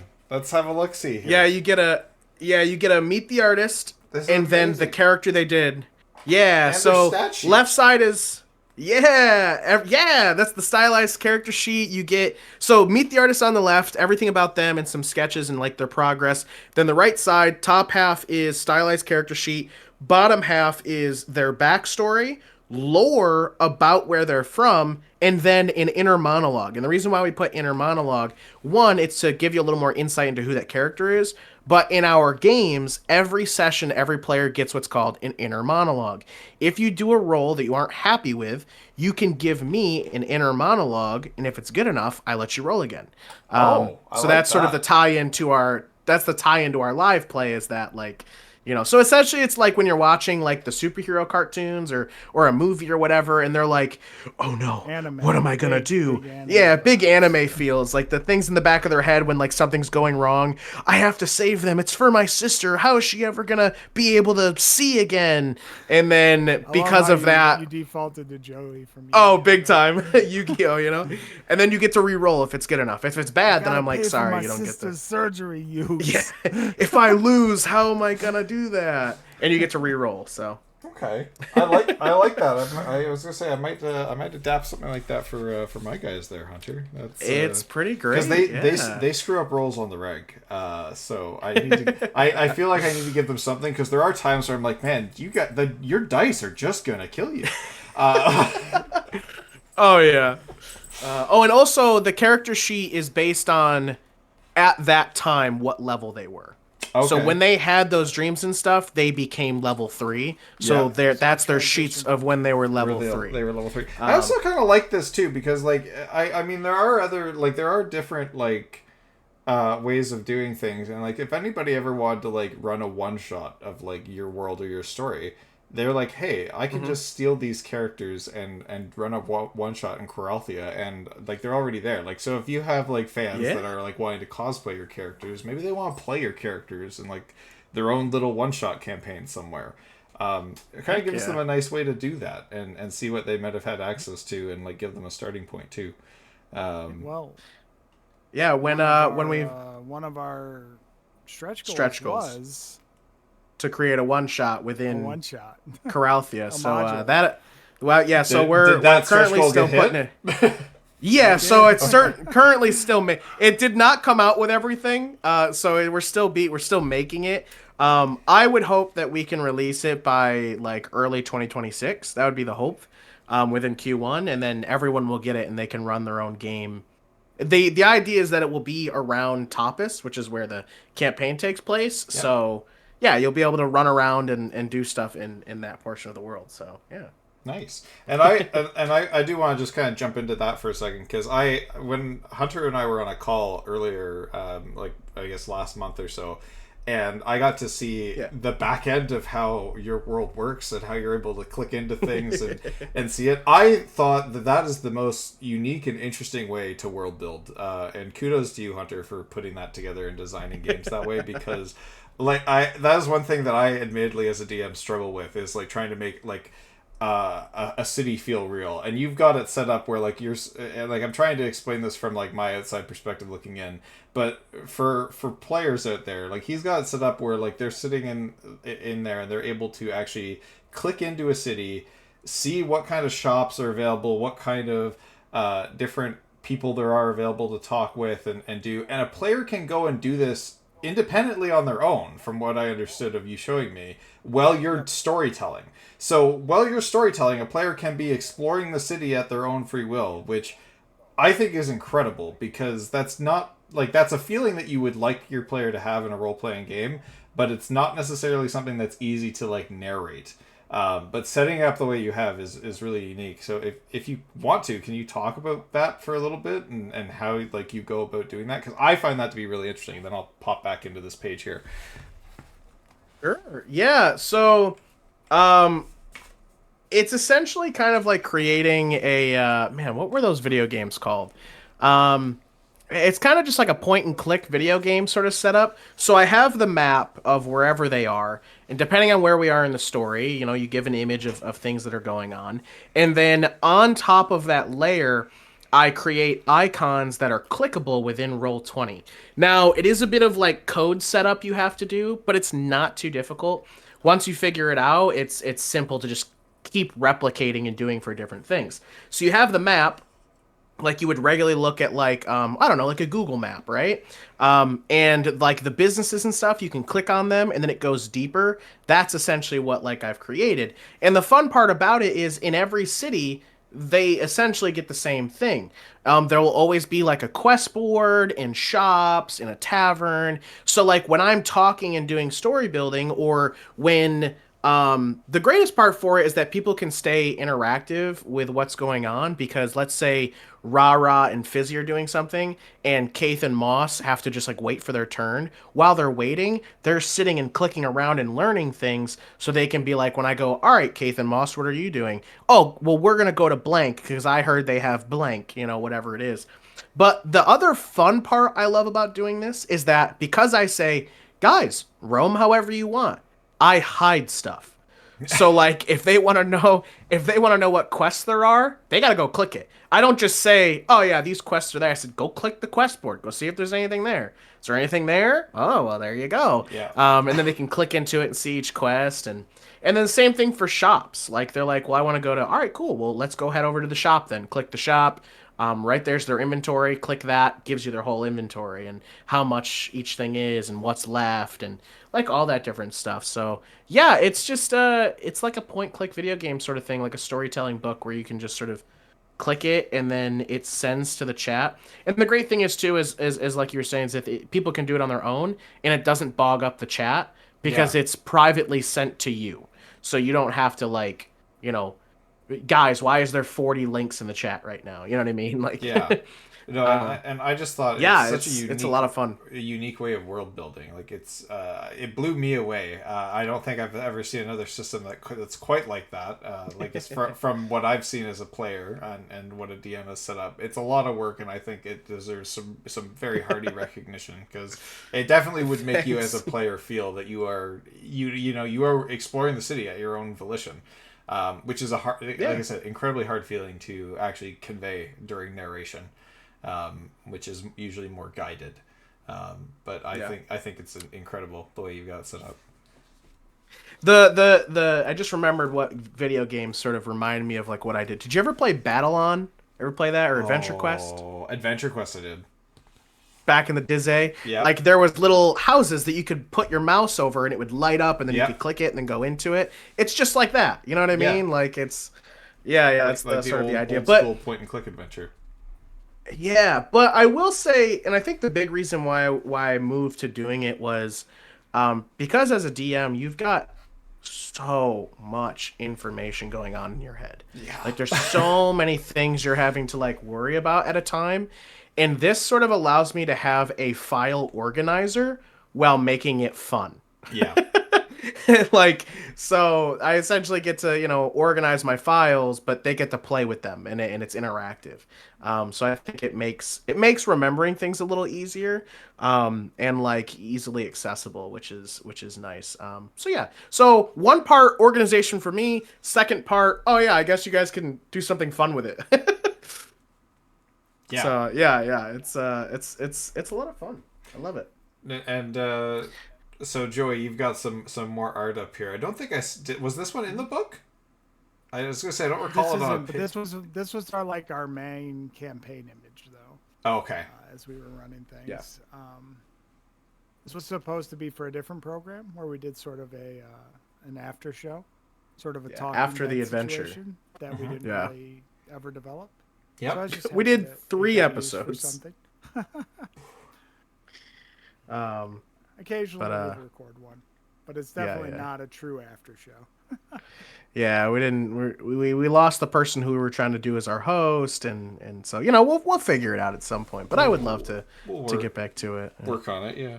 So going on to my next page here. This is Emily Swan. Yeah. Now you've talked about Emily quite a bit here. She's the other co-art director. Yeah. Okay. So hold on. I'm gonna. There we go. There's your face right there. Oh, there. Yeah. Yeah, that's her Meet the Artist stuff. Yeah, and she did that comic page too on the left, which is probably one of the shorts you saw. Oh, okay, yeah. A little motion comic. Yeah. Yes, I was gonna say. I remember now. I'm looking at it. I do remember seeing that one. Yeah. Yeah, she's so amazing. Everybody on this book is so amazing. I'm so happy with how everything came out. If we didn't have Swan on this project, I don't think it would have succeeded. She was the real support for this group in making this come together. So yeah, she definitely helped us out a lot. Yeah, I mean, I would say with the two of our like communities, it definitely helped us to push over for sure. No, she's so great. Well, and yeah, like doing like the live storyboards. I think I can't remember you showing me this one now that I'm looking at the images there, and it was very comical too. Because isn't this just where she figures she can talk to animals, and like all of a sudden she's here? Yeah, it's literally what's funny is that is the exact thing that happens after she wakes up from that dream that you read in the book. That's the exact moment after. Oh, I love it. Yeah, it's so great. Yeah, there should be. I can't remember if it's really dark sort of dream sequences for everybody to a very, I think, jovial sort of a lot of levity in those next couple of scenes between Moss and Rara and Keith at the camp, and yeah, it's a very big juxtaposition. And then I can't remember if it's after those behind the scenes, but there should be. You should see where the T2C2 ad is. To the left of that is the exclusive T2C2 cover we did. So there are books out there that exist with that cover done by Ethan. Yes, the whole party one there. That's what Joey's got right there that he's There we showing go. off. Yeah. So that was so done this is by award-winning graphic novelist Ethan Young, who just Wow. happens to, I've known him through years of doing the local convention circuits here. He's nearby, but he did Nanjing, the Burning City, which won multiple awards. He's just sort of been around, our friend group and our artist group, and we were like, "Hey, Swan, do you think you could next time you see Ethan, ask him if he wants to do a cover?" And he was like, "Sure, I'll do one." Nice. So that was pretty cool. Oh, and I was gonna say I wanted to like just go back to these pages here. So I see this one here. Is it Joey Schnitzel guy? Schnitzel? No, wait. Close enough. Schnitzel? Sorry. I was like, like man, the razor. I'm gonna It's like the I'm gonna razor, butcher that. I love it. the His ladies' last name razor is the Schick. best. Tell. Schicktel. Schicktel. Okay, hold on. I'm getting this in. It's one of Yeah. these. Here, let So- me put it phonetically in the chat. Yeah. One of those. Schicktel. Okay. So and Whoa. man, I just want to say I love seeing the process here as well, like all the different sketches and kind of the evolution of things. Yep. I loved because Joey had another idea for his cover, and that's what that one underneath the finished cover is. So he had the one that you see now, which is where she's, The broken mannequin. He was gonna do one where it was Ra holding her younger self, and that one. Oh, this one here. Hold on, I'll see if I can. Yeah, the sort of draft sketch there. Hold on, there we go. This one here. Yep.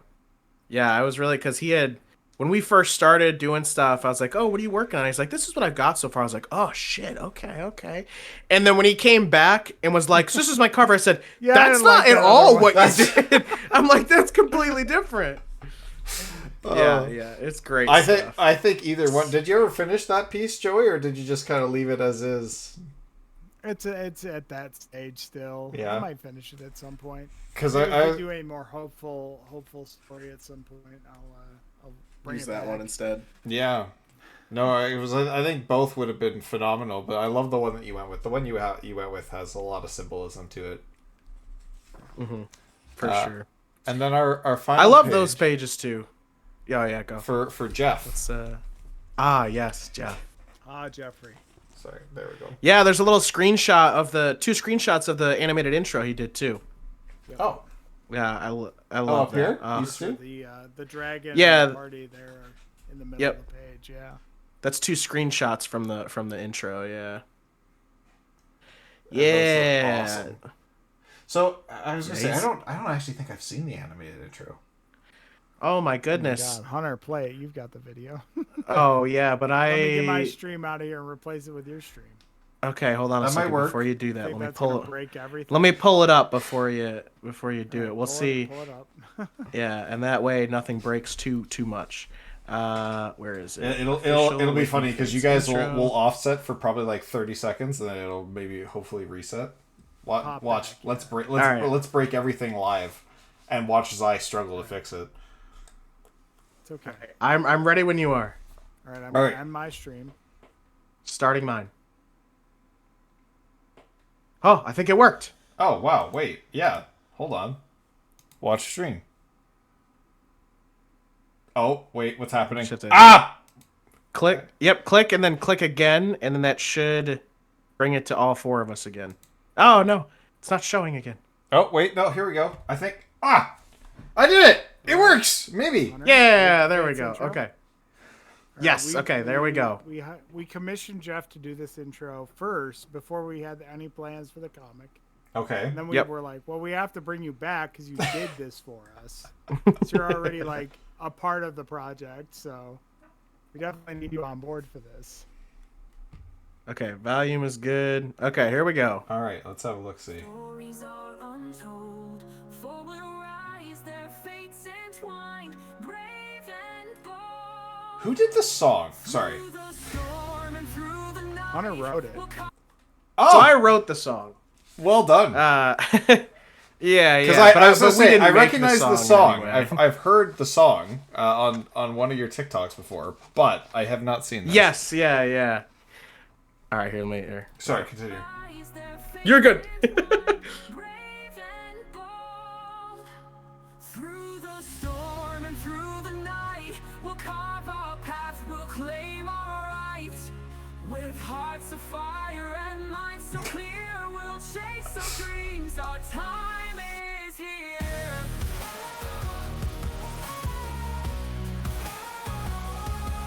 From humble beginnings, our journey's begun. We'll fight as one till the battle's won. That goes hard. I like that. Thank you. Yeah, we when I exit this, it's gonna close your thing, so you're ready to do yours, Here, Joey. I'll reopen my stream. Okay. I'm gonna close. That goes really hard though. I like that. I think that was really, really cool. Okay, no, I'm gonna do this. Watch and then click again. There we go. Solved it. Everything's good. Look at that. It only blew up for 30 seconds that time. Beautiful. Yeah. So Hunter, you wrote that. How did you guys? I wrote the song, yes. Who sung like the music and the singing? How was that compiled? Get your dirty secret out, Hunter. Yeah, so this is, I will say this is one thing that I don't love, but I will say now that hearing that you said you have song friends, do they actually make music themselves? They do actually. They're two very talented guys. They're in my role playing group actually. So hopefully one day you might have the chance to meet them as well. They have a band. They had a band, but the two of them broke off from that and do their own stuff now. And it's the singer and the bass player. Very cool. And they're really cool guys. So I'll start this off by saying I would love to actually get some artists to redo the song, because I wrote the song. It's longer than what's actually on there, but for what was made for the intro, that's the portion of it that I picked. But I wrote the song, and it's the only dirty secret I don't love about what we have. But at the time, we don't have the money. We didn't have the money to do it. But I used you know what Suno is, or Suno, or whatever? Yeah, you know what? To be fair, I have seen a lot of Suno music videos and people that have put them out there, and some of them it does a good job of what it does for a tool that is. Didn't mean to throw you right under the bus after my anti-AI speech. No, it's okay, because we don't love it either. I'd like to not but sometimes be hiring artists. Yeah, 100% would way rather be paying people for it. But when we first were starting out, there was we already had to pay for the intro itself, so I was like, oh, I don't really know anyone that I feel comfortable paying money to do this yet. And yeah, part of it has got to be what you've got the comfortability with and the network for at the time too. Your network is now a lot bigger as well, and that's kind of where I would have fallen into the same thing. When I was first starting out Twitch, I knew no artists. I think I operated with a little weird text bar of hey, my stream will be starting soon, and I tried to find some royalty free art I could just throw up there, because it's I don't know anybody that can do this. But yeah, I think once your network grows and you get to know people, that's kind of where you can take things, is okay, now I can revisit this and I might be able to get a different version of this. Still, I think that went really hard. I actually really like the beat of that and the wording and the messaging of it too. I think that went really hard. And like you say, if it's not within your networking capability at the time, I don't think that there's any shame in that. We paid an animator. We paid an artist. Yeah, no. We did everything else. Yeah, and I think that's at least one person writing lyrics. Yeah, I think that's you got to do what you can do in your wheelhouse, and I think that's also a good thing, is realizing where there's a shortfall, or where there's something that it's okay, I can work on this, or this can be changed later. But in all honesty, even when I'm working on ideas and stuff, if I'm a good idea for my books and stuff, I'm working on a book right now for all my branded stuff. And I know you and I have talked, Hunter, about the theme of my campaign and stuff. And it's not a huge secret, and I don't keep it a secret, but I bounce some of my ideas off AI. And it'll come back to me and give me a thought. The reason I do that in my capacity is that I'm just competing against myself. I'm not taking a job away from anybody else. I'm not doing anything in that capacity. But by doing that, it's going to bounce back an idea that will cause me to think differently, and then I can tweak it again. And I love using it for that, in terms of like bouncing ideas back and forth and getting if you're using it as a tool. Yeah. For sure. Yeah, that kind of stuff. So like It's the people who are like, "No, I made this." Well, did you? Yeah. You didn't make it, but Yeah. No, I think it still has a place, and it is a useful tool, and people are going to have to like learn how to properly utilize it, but I don't it's never going to take the position of somebody's job in my eyes. yeah. Of course. But yeah, we want nothing more than to take the song and be like, make that. I wrote the song, you make it, and we want to use that. Yeah. Once we can really do something like that. But that's what I would love.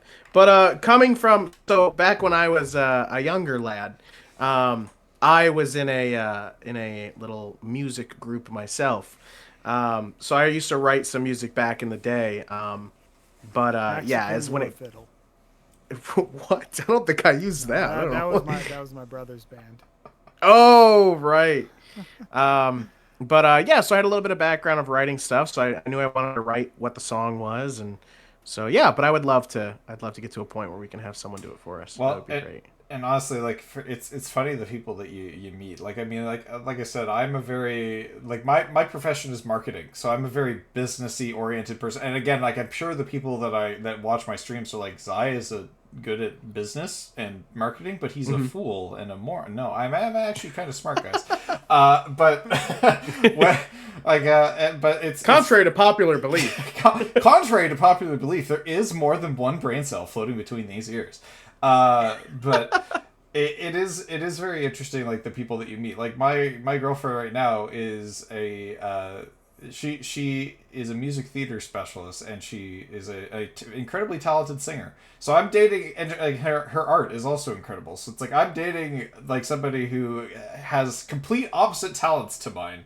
And then like a lot of the friends that I have are very artistic type folks, and people like that as well. So it's like I've ended up meeting a lot of folks that are completely opposite me in personality and skill set, which is really nice, because it gives us no shortage of things to talk about, and a good way to have appreciation for what the other folks can do. And that's kind of been like my mentality with artists, is like I know I could never produce something like what I'm seeing on my screen right now.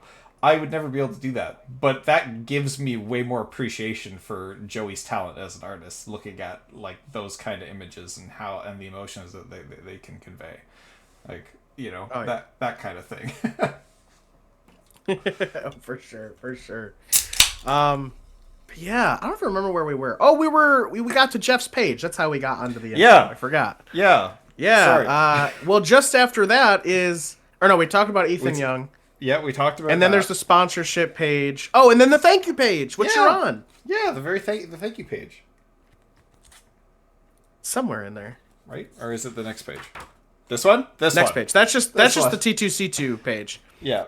Oh wait, I'm probably behind. Hold on, wait. Yeah, here we go. Yeah, that one. There we go. Now I can see it. Shout out to Twin Tiers Comic Con, by the way. They were huge in funding this. That's awesome too, that you guys have like a good tie-in to like your local Comic-Con and stuff. Like I've always found like, and is it, I guess forgive my ignorance of not knowing the one, but is it like a smaller con, bigger con, like how what kind of size wise are we talking? They do about 4,500 to 5,000 guests. That's a fairly sizable con. Up here in Canada, we'd say that's huge. That's crazy.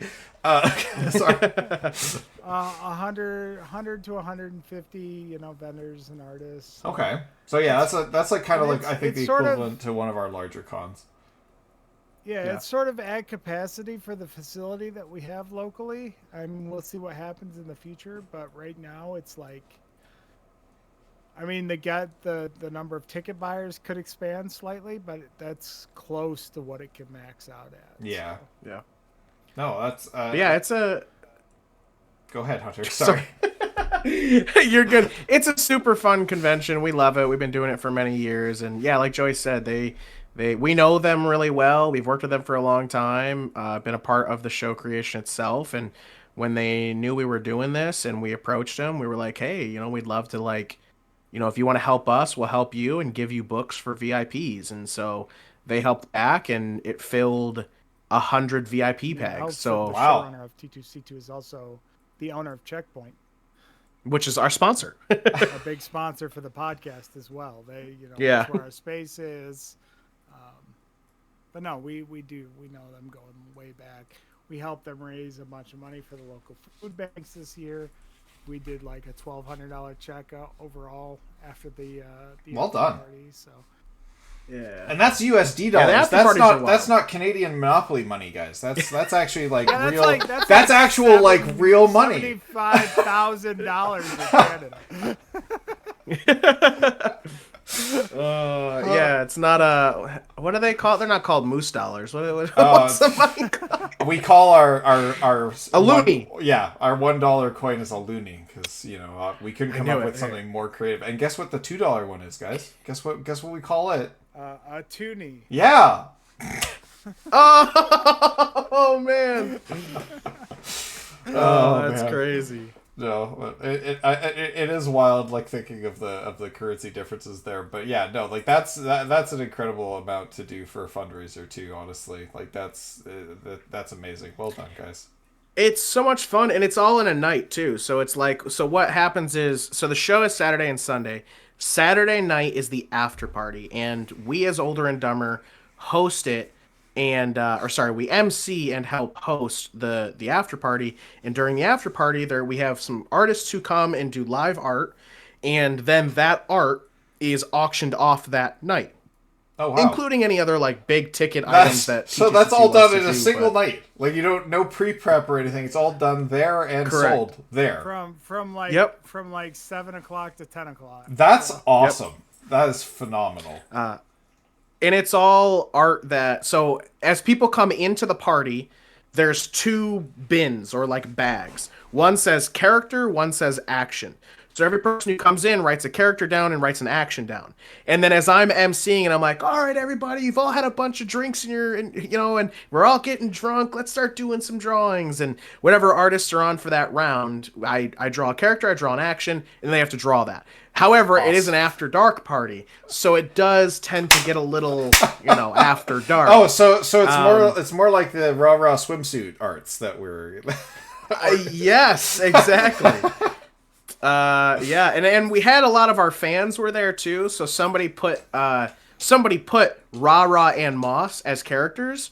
So I drew that one and I was like, oh, this is gonna be fun. And then it was taking a bath. So someone had to do them taking a bath together, and it was a lot of fun. And then there's other like crazy, like not safe for Twitch things. That sounds like a hell of a party. I might have to come down to the States for one of these cons. Holy! It's a lot of awesome. Ass eating at these drink and draws, and I might kind of be responsible for that. Yeah, Joey has both years now. So again, there are multiple artists that do stuff, and then they're auctioned off. Yeah. Joey for both years has had the highest bought thing. And the first year it was something Valentine, Faye Valentine from Cowboys eating, Faye Valentine eating cake. And he took cake as, he took cake as caked up. Yeah, and that piece sold for. I created a monster that day. Joey, I'm just gonna say, what's gonna sell. The goal was to sell money for a fundraiser. You nailed it. It was for the kids, money, man. That what matters. It was for the kids. Brian Brian O'Halloran was just like, cause it was going wild. Brian O'Halloran's like, it's for the kids. It's for the kids. He's going crazy just and pumping up the auction the whole time. Very awesome. Cool guy. If you haven't met him before. Yeah. So that was. Guys, through. Don't make me. Oh man, it was awesome. The first, that year was this really year dope. It was straight, just like, what if we just throw eating ass props into the bed? There were so many. But I think the next one that sold big was Joey got Stitch also eating someone's ass with Eating disastrous ass with results. Disastrous results. Oh no. Yeah. It became Johnny Knoxville.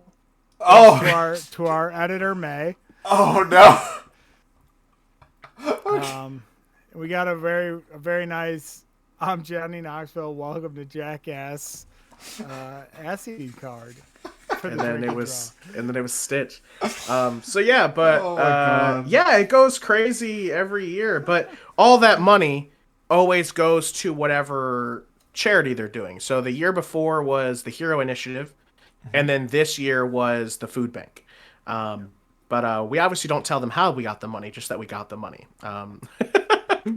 Hey, it's always a lot of fun. Part. That is the important part of it. Just And hey, $1,200 is a lot of canned beans. That's it exactly. That ass will never be the same again, says Serpentine. Oh my God! Well, that sounds like a wild time. I might book a plane ticket and come hang out the next one. Dude, it's super great. I wonder if Joey has any of the photo booths saved. I was gonna say I don't think we can show the art, but I don't think. Oh yeah, we don't have to. Yeah, I'm sure someone it's funny. does. I'm sure Raspberry somebody does. Weevil They're on our Instagram, so you can always go there and look. But no, it's a great time. It really is, and we love it. But yeah, T2C2 is such a huge supporter, and we love supporting them, and it definitely really helped bring the project together, which was great. No, nicely done. Yeah, I've got Super, them raspberry. Yeah.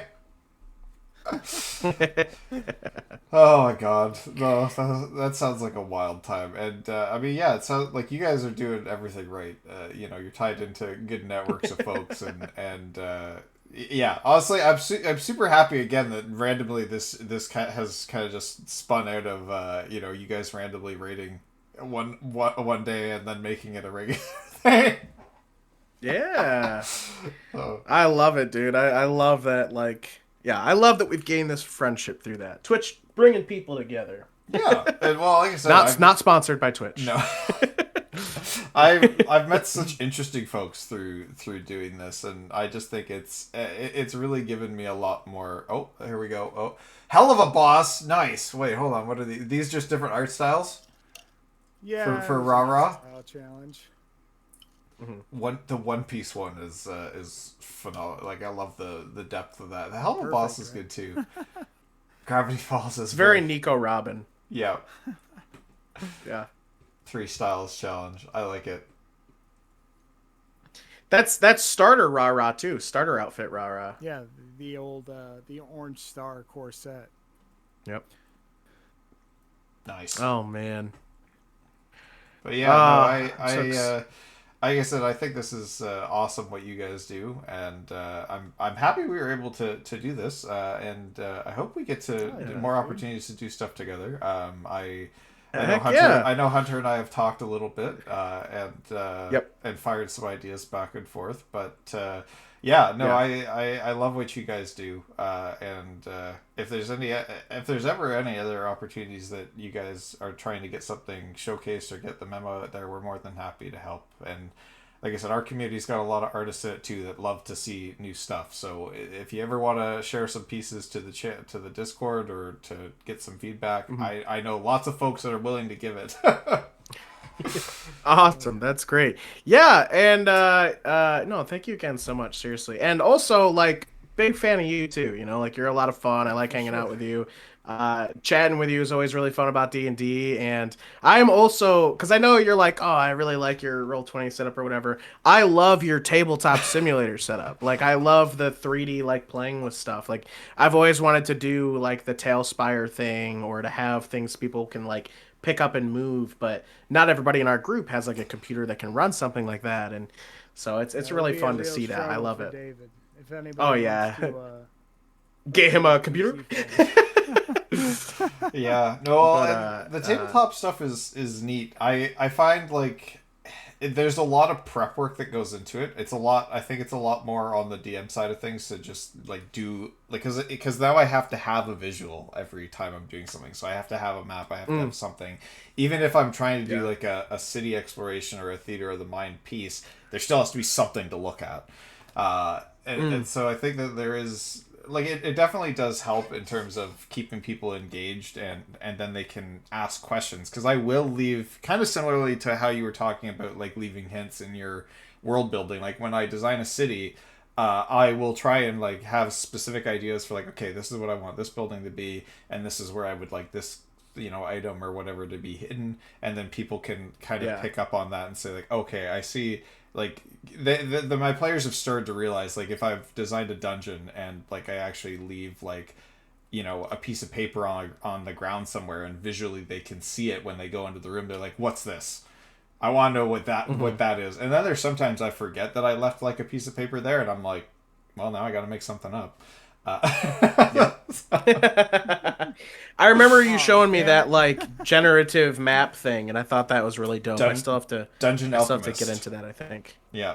Dungeon Alchemist. Yeah. I think for me that's really helped lately, because it does. It kind of self-populates a room. So like when you draw a room or you start to draw rooms in a building, it self-populates it with like furniture and stuff, and then you can move all that stuff around later.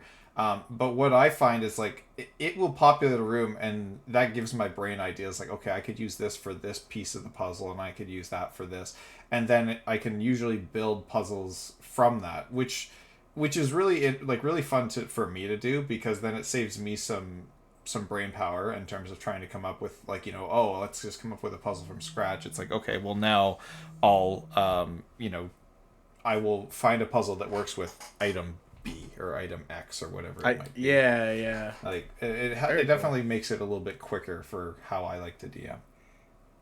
Oh yeah, I really want to try it out for sure. Since you've showed it to me, I've like, I need to try this thing. Yeah, and like I said, it should actually probably work for Roll20 too, because you can port stuff out just as a 2D image.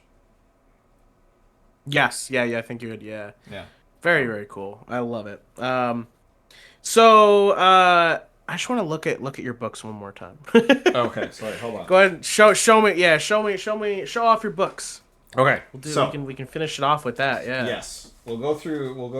I'll show off all the covers again. My thing's getting stuck there. Okay, so we've got the first one with is this Carter? No, wait. Kaith. Played by Carter. Played by Carter. Okay, see, I wasn't far off. I have a memory of at least, maybe not a goldfish, like a muskie. I don't know, rainbow trout, something like that. Yeah. So with Kaith, and then our personal favorite. I legitimately do think this is my favorite piece of all the art covers. It's not because you're here, It's not. No, legitimately, I do think this piece conveys like the strongest messaging emotionally, and to me, as somebody like when I'm reading or looking at like either a comic or a book, or even just pictures in general, like having that emotion conveyed is very challenging to do, and I think you nailed it, Joey. Thank you. So. And then, okay, the little guy. The little guy. Our boy. Our little... Good old Fizzy. I had to zoom in on that to get him to fill 2/3 of the page. I still think it works, though. Like, you know what? Other people would argue, like, there's so much dead space at the top, but I think it works. I do like it, because he's a little guy. Because he's a little guy. And honestly, that reaction of me of rolling open the one print was like... Where's the... Oh, there he is. Like, that's... Perfect. And then, finally...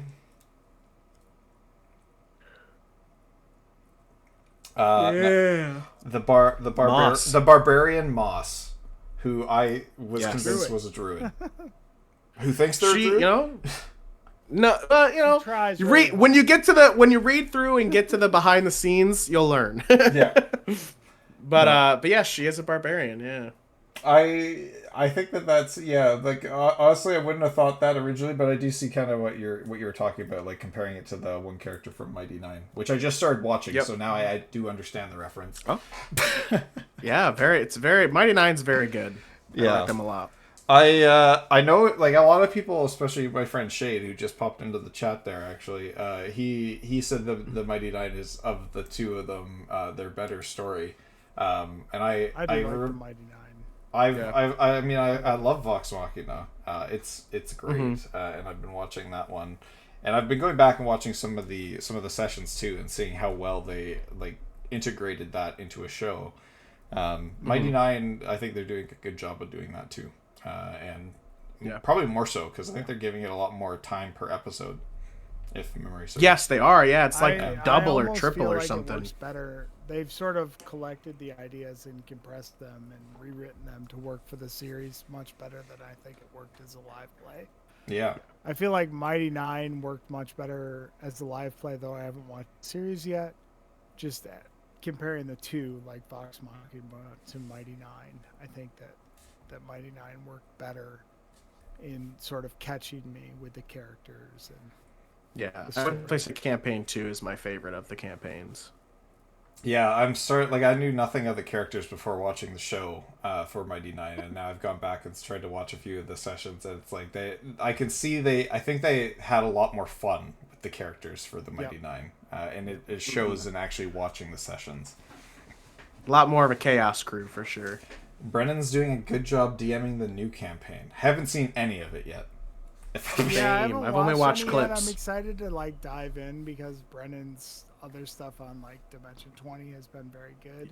I do love Brennan. Like, see what he does. I'm almost more interested in seeing Mercer as a player. Yeah. Yeah, we've only seen it a couple times, not a lot, just a couple. Yeah, I liked the bear one shot when he played Trinket. That was my favorite. That's a good one. That's all Matt should do. Just play Trinket. Just play Trinket as a full character. Yeah. Well, Shay, actually, while you guys are here, I can comment quickly on my D&D game. Shade's doing something similar, and I think you guys might have caught the tail end of this when you rated us last time. Shade's character has been permanently or true polymorphed into a giant octopus. Oh my gosh. A real Sir Scuttlebutt situation. Yeah, so he is currently stuck as an octopus. Octopus issues, as he stated. And as a player, I gave him the option. I said, look, man, to be honest, like, somebody used a wish spell to transform you into an octopus. That sucks. And you can either retire your character or you can try and find some way to work around this and try and, make this work. And to his credit, he's been like, you know what? I'm going to make it work. I think it'll be funny. I think it'll be great content. Let's figure it out. And so we've been working together to figure out what he's going to be doing. And we have some like giant octopus or humanoid octopus? No, giant octopus, like full on giant. Like goodness gracious! Because the person who jumped in and used this wish spell, and actually we were thinking somebody. Actually, I think it was it might have been Through, who's usually in the chat. They said, because I remember we were talking about doing the older and doodle thing. And maybe trying to come up with a comic, and they said this might be the moment where somebody goes like, there's just one of my players that was in the one shot that has the access to the wish spell. Like, they drew from the deck of many things, drew the card that gave them the wish spell, and they're like, I'm just gonna hold on to it, and Zai, if you're comfortable with it, I'll jump into your stream at one point and I'll just use it. And like, when my character's in the background or something, I was like, you know what, sure, it's funny, it's good content. And so this was the moment he chose. So Shade went into wild shape and turned himself into a giant octopus and was like, it's not quite big enough to like be fighting this big bad evil guy that we're fighting. And then this guy he jumped into the call and he's like, you just hear this little voice of this old wizard who's like on a raft in the middle of the ocean trying to catch up with you guys. Go, it'd be really. I wish that guy actually was a giant octopus. Oh. I think it'd be really cool. And then he just left. Then he just left the voice call, and I went, shit. Well, you're an octopus now. Yeah, that's crazy. So I was like, you know what? That is pretty funny though. And so Shade, to his credit, is making it work. But there's definitely going to be some challenges. But I think he's rising to the challenge. He's came up with some really good ideas, and this will put you guys as the not so much. This is the not so much roleplay group. You guys are are a little bit more into like the meat and potatoes of the game. So it'll put them into more of a situation where they're going to have to roleplay a little bit more as to, hey, why are you guys just walking around with a giant octopus all the time? So they were a druid beforehand, right? He was, yeah. Yeah, so they're just a druid octopus now. So could they not just be shaped into a human for an hour a day? You know? He was a rogue, druid, multi-class. Oh, okay. But so sorry, Shade's corrected me. So he was a rogue druid multi-class, and we actually, when we were looking into it, the effects of true polymorph are actually like you lose the ability to lose magic or to use magic of or class abilities, so he can't. And so just a rogue octopus. Yeah, and so what I've done is I said, like, okay, you know what, I made a deal with Shane. I'm like, I'm gonna let you respec a little bit, and I don't want to, because I know there might be some of the other players listening in, so I don't want to spoil any ideas that Shade has come up with. But Shade has come up with a very unique way. I basically gave him the offer. I said, you know what, because you can't use most of what you were as a druid, you can still do a lot of rogue things as octopus. It turns out we've done a lot of studying lately. But Shade is like, you know what? He's gonna take 2 levels in something else and multi-class into another way. Just because thematically it will work and mechanically it will work. So tune in next week, not this week, next week. Yeah, you guys might be able to see what we're working with. Happy holidays! I love this piece. Ra is always the center of attention, eh, Joey?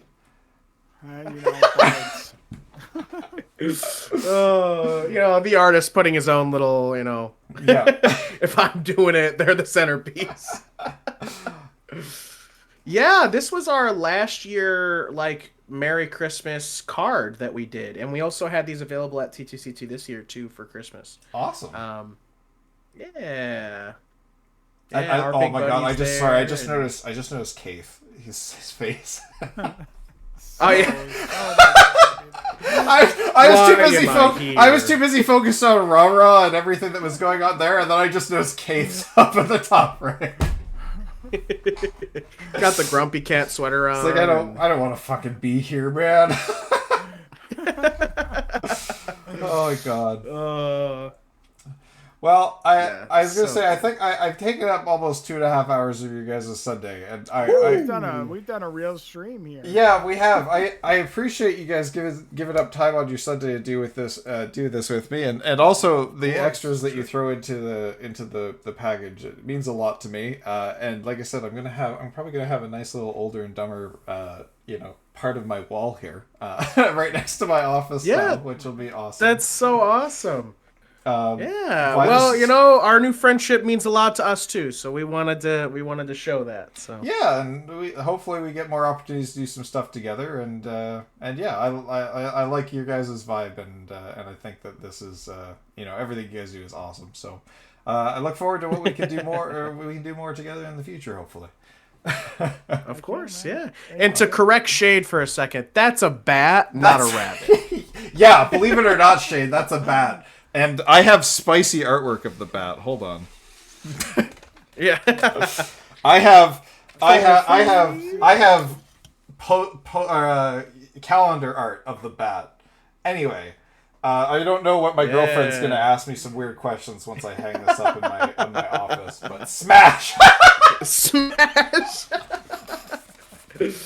Oh, love it. You know what? I think that's probably a good place as any to That's a good endorsement, man. I'm happy with that. Oh man. God. Well, I'm really excited for you to read through the book like entirely and let us know your thoughts. That would be super cool. Yeah, I will for sure. And yeah, I was gonna say, like, now we've got quite a few people. I didn't realize how many people we had tuned in. We got like 10 10 people tuned in watching us here right now. Yeah. But- Oh, we should have done a Q&A. Let people ask questions. I mean, we can do that Oh, still. man. Yeah, hold on. Let's do... as long as... Do you guys got anywhere you got to run off to immediately? I'm going to run to the bathroom, but the folks that are here... Now, let me get a drink. Let me do a so Hunter, you're... So just me. Yeah, so Joey's going to get a drink. I'm going to go to the bathroom. Hunter's going to host the stream for a hot minute. And, so do you guys have some Q&As? Any questions for Hunter, the DM of Coralthea? I'm going to say... I almost said Walking Fates. Waking Fates. It's funny, I don't have my book on me either. It's downstairs. But yeah, there's a bunch of you guys tuned in. So fire away some questions to Hunter while he's here. And Joey will be back to answer any art questions. And I'll be back after I empty my bladder. I will be returned shortly. Hunter, you got the show. Yeah, look at me. Look at me. I'm the host now. Look at me. So hi everybody.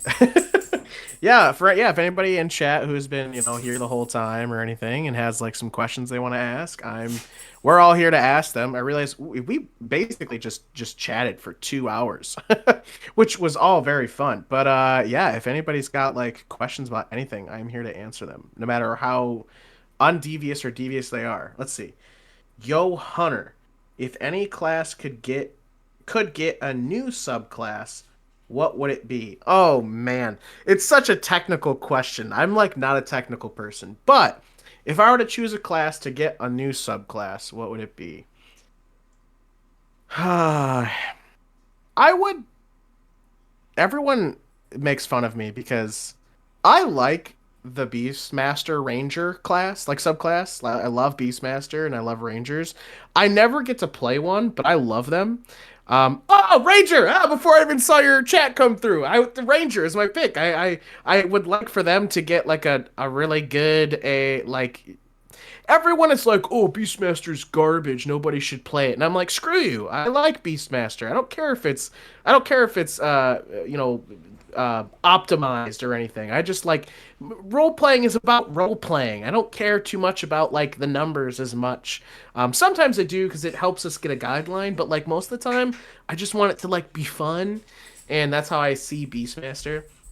The Hollow Warden in the UA is pretty dope. I don't check out a lot of the UA stuff only because one of our players, Carter, is a huge nut about like looking into that stuff. So he's always drowning me with like information about UA stuff, and I'm like, I have to concentrate on the campaign. Just give me the cliff notes. I've heard some of the UA stuff is pretty busted too. I do know that new book. Is there a new book that just came out with the Artificer stuff? I can't remember, but the official 2024 Artificer just dropped. Yes, there's now official new Artificer stuff, which I hear is pretty cool. But yeah, my answer would be Rangers. Would be my answer. Anyone else got? I love that. That was good. Anybody else got like some questions? You can ask. Joey's here to ask about art now. So if anybody's got any art questions, what's my favorite slur? Do not answer this. I will answer it, and because I'm gonna answer you, what's my favorite slur in Coralthea, not in like the real world. But for I should have known to not leave you with my chat unattended. Guy, who was that? But through through the wind. They said do not answer this, but I'm answering it anyway. But for Coralthea, not for the real one. Okay. But Joey says he likes Knife Ear, and that's I literally heard you yell across the house. What I got? The second I heard that, I'm like, oh, I know there's two culprits in chat that could have fucking been. I leave for 5 seconds. Oh man, Clanker's pretty good. I do like Clanker. Clanker's a great one. Knife Ear, yeah, like Joey said, Knife Ear is a good one. That one's actually from the campaign a little bit too. Oh man, what's one we just recently used actually? I don't know. What's something called Rah-Rah lately? Oh my gosh, yeah, Or diseased Gelatina. animal and You use slurs against my characters all the time. because they're fictional. Oh man. Slooty is the artist. That's Joey here. Joey is the artist. He's Slooty Mage. Clanker's pretty good. Knife Ear's pretty good. Slimy is what I call Gelatina sometimes, and what was I said something the other day about like just being mush or something. And I always get rah-rah sometimes. Like, I'm like, you're just like an animal. What do you mean? Or are you a bird or a rabbit? Just calling you the wrong thing is really a slur for rah-rah. Oh, man. But yeah, N7 Grim Reaper. Are you a Mass Effect fan? I was gonna say, I was gonna say, yeah. I forgot. You have literally the Mass Effect collection behind you. I do, yeah. This is Joey's. Guy ordered 4 copies of pre-owned Mass Effect Legendary Edition for the PS4 on Black Friday. No, I didn't. And actually, sorry, I do want to point out, actually, while Grim's here, and Grim, you reminded me, so thank you for doing so. Well, we've got some people watching. My good friend Rivet is currently doing a fundraiser. He has been doing it all month, and I did a Phasmo stream with him earlier this month, but Grim, thank you for reminding me, because this is his last day of his fundraiser. He is fundraising for a toy drive for the John Howard Society, our local John Howard Society here in Clarington. And basically it's a youth center that they are basically buying toys and other things for families that don't have a lot during the holidays. So he so far has raised $300 for it, which is incredible, on his own. So if anybody hasn't, it's Rivet_games. Actually, maybe I can do a shout out right now. Hold on. I can do that. I forgot. I have the power. Oh, you got the touch. But he's doing that today. Today's his last day. I know I think he's streaming all day. I think. Okay. Did that work? Did that work? Did I get it right? I think so. Is that? I'm hoping I can click this and it opens a new tab. Is that the right person? Yes. Do they have a wolf with rainbow hair? Yes, this is him. Okay. I did it right, guys. I clicked the right button. But it's the last day of his fundraiser, so if you guys can, or like if anybody can give a little bit, it goes a long way to help these folks out. And I actually used to work for the John Howard Society as well. They do awesome work, and it's really great that Rivet's supporting them. So buy some kid Optimus Prime so they can grow up to be a real hero. That's very cool. I love that. I believe those words, man. If you've ever listened to Peter Cullen talk about his audition for real hero stuff, yeah. Shay. Yeah. Hey, so Joey, you have some comments in chat here from Shay. Yes. Gives you creative freedom of what the giant octopus looks like. Oh, you're speaking my language. Go as far into Bad Dragon level. Bad Dragon commissions are the ones that pay the bills. Oh man, is there any other questions in here I missed? We were laughing so hard at other stuff. Favorite Have a good one, Grim. Thank you for coming over and reminding us. I paid my way through art school. with Bad Dragon commissions. Oh no! Oh my gosh. Any recommendations on a beginner-friendly class? Never played D&D, but would be interested to know if I ever got the chance to. Champion Fighter is. I was gonna say Champion Fighter. It plays itself. Champion Fighter's really. Champion Fighter's really easy. And you just crit more often.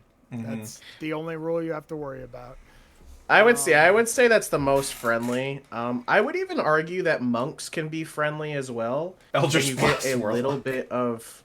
Okay, to be fair, Eldritch Blast Warlock is simple. There is so much subclass and Eldritch Invocation bullshit. That is not an easy class to get the. Yeah. It's not. You specifically have to follow that line of I'm only gonna take Eldritch Blast. Yeah, and if it says this in the description, I'm taking this. Anything else, ignore it. My recommendation for anybody who wants to play Warlock is picture where you want your Warlock to be at the end of the game and work your way backwards, because that's how you have to, like, you have to get all the, like, that's the one class where there's so many prerequisites for things. Yeah. And if you don't have the right prerequisites, you just lock yourself out of it later. So you almost have to, like, map out where you want your entire Warlock to go, like, as you're building them, or else you... Yeah, I would. Screw it up. I agree. I think I would say Champion Fighter 1, Rogue 2, just Assassin Rogue. Yeah, Assassin Rogue. Three Eldritch Blast Warlock. Yeah. If you want to play around with some magic. Yeah. And even Fighter, like, I think the Eldritch Knight Fighter is not too complicated. That kind of lets you dip into some magic as bad. Well. Like, Fighter is, oh god, Hype Train. What just happened? Whoa! Oh, nothing. I don't know what you're talking about. we got gifted subs here. Oh, thank you, Hunter. Thank you. You're welcome. You're welcome. Oh, wait, hold on. That means we're actually... Wait, shit. Hold on. I'm close to a dispatch stream. Hold on. Wait a second. Oh, wait. How much do we have to do to get you to dispatch? Hold on. Wait a second. I'm gonna copy this source over to back to this one. So, because I have it sourced on my other one. Paste reference. So right there at the top, I'm 7 subs away from. So this is I should have specified this, because I did put this in the other day and I didn't actually talk about it when I changed this sub goal over. This is I did talk about this before we got on stream, actually, with you two guys, is that I really like Dispatch, and I actually did. Yes. Son of a bitch. Oh. Never mind, you're doing it.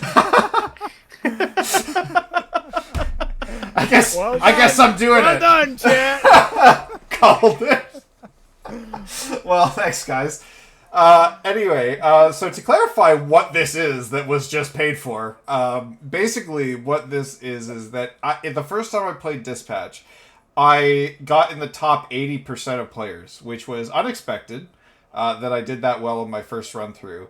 And a lot of the folks that I was co-starring with were like, you should actually, like, try, like, really, really try hard and see if you can make it into, like, the top, like, percentage of, like, Dispatch players and see if you can actually get there. And I was like, because I'm, like I said, that kind of style of gameplay is really what I love, like that management style gameplay. And I think I have a strategy that could win, or at least get me, like, I don't know what the maximum percentile is, because I have a feeling like you can't get above the top 99%, because they always seem to be in increments of 10. So the best, like, score I could get in the game would be in the 90th, like a 90% or above, I think. 90 to whatever. Yeah, I think. So that sub goal, the goal of that was, I'm going to play Dispatch again in one sitting in its entirety and get into that 90th percentile and try and get as many things perfect as I can. And if I don't hit like that, perfect hero for the job, kind of stuff. And if if at the end of the playthrough I don't get that 90th percentile or above, I have to do it all over again. So that's fun. Dispatch for days. Dispatch for actual days. I'd probably do that alongside you. Yeah. So that's now what I'm gonna be doing. So I was like, hey guys, I might start my second run of Dispatch just as practice. Now I've got to do this one. It won't be today, but it'll be probably sometime this week, because I have some days this week that I can put towards that. So it'll be good times. Very cool. Well, thank you guys. Thank you, Serpentine. Thank you, Hunter. For this. I don't know who that is. I don't know who older number is. Man, it's Invisigirl. It's probably don't kill the boy at the end. Something like that. Yeah. Which boy? Shroud. That's Shroud. Well, I think Joey is famously not good with names. The boy at the end. You mean the ultimate evil fucker? Don't kill that man. Who threatened my dog? Man, bro, when he did that, I was like, this motherfucker's dead. I'm gonna fucking go and get up here and just smash this man into fucking a tent peg. Oh my god, yeah, no, honestly. I was gonna be firing Sonar, that guy kind of stinks. Oh! I mean, love Sonar, man. He's such a just a boy. So Just wanna see, pinch his little bat cheeks. I do think honestly, like I said before we got on the stream, I do think the strat. I'll be replacing BF6 now. Y'all have a good one. All right, have a good one, Shade. But yeah, I think I did agree with that sentiment. Is that I do think of all of them, I think keeping Coop and getting rid of Sonar is better. Just simply because it's more consistent. There might be a time where like Sonar is in his like beast mode, and you need the the intelligence, and it's just not there. Either that, or you have to spec somebody else into intelligence that isn't really checked out for it. Whereas Coop already, I think, has a high amount of int, like right off the rip. So I think just having her fill that role was more consistent, and she could fly, which I think only Sonar can do in beast mode, right? Sonar can Yes, fly in both yeah. modes. Oh, okay. He's a strong Joey's like really, glazing up Sonar, right? Yeah. He's like, he's really good, Zai. You should try him. My guy Charlie voices Sonar, so let's not throw him under the bus too much. No, the voice acting in that game is top notch. Charlie and both yeah. Charlie and Jacksepticeye did phenomenal jobs in that, and it's really funny because really all they had to do was be themselves. I love Punch Up so much. Hunter can confirm when we got to the last battle and Punch Up's just beating the shit out of that guy's dick.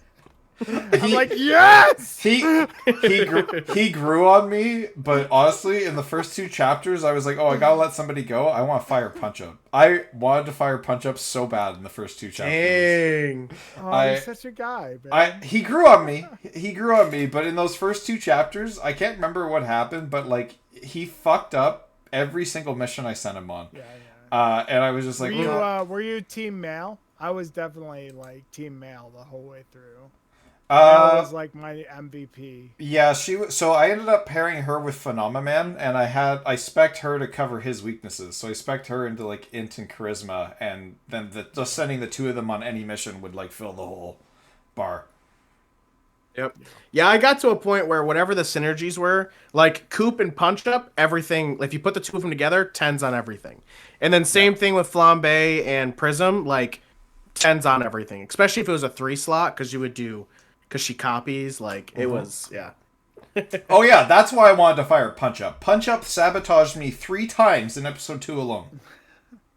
Oh, no. Yeah, I was like, there ain't no way. Punch Up was my guy. We were like knuckle bumping. Yeah, no, he sabotaged me 3 times in episode 2. I'm like, that's it. I'm firing him. I don't give a shit. And then then didn't give me the option. I was so pissed. Did you fist bump? What's his name at the urinal? Royd? Yeah, of course. Royd. I'm not a monster. Oh, that's good. Royd was really good. I liked his character a lot. Such a cool guy. Yeah. And honestly, like all the characters in that game are super well written. I'm gonna be kind of bummed when I have to play it another time, and because like the Invisible Girl romance is actually really fun. And really interesting. Whereas apparently, like people have told me, the Blonde Blazer romance is just bland and not great. It's like, oh look, I'm not actually Blonde Blazer. I'm a lady. Spoilers! No, I knew that. I mean, well, you know that from either ending. Right? Yeah, that's true. That's true. Yeah. Correct. Yeah. I guess you get to know more about the amulet and probably her right through. Yeah. I fucked up Invisible Girl so bad. Oh no, Through. What did you do? Oh no. Also, does anybody have any more D&D related questions? I also might have gone down that path. Oh god. Should be fine in chapter 2, I'm sure.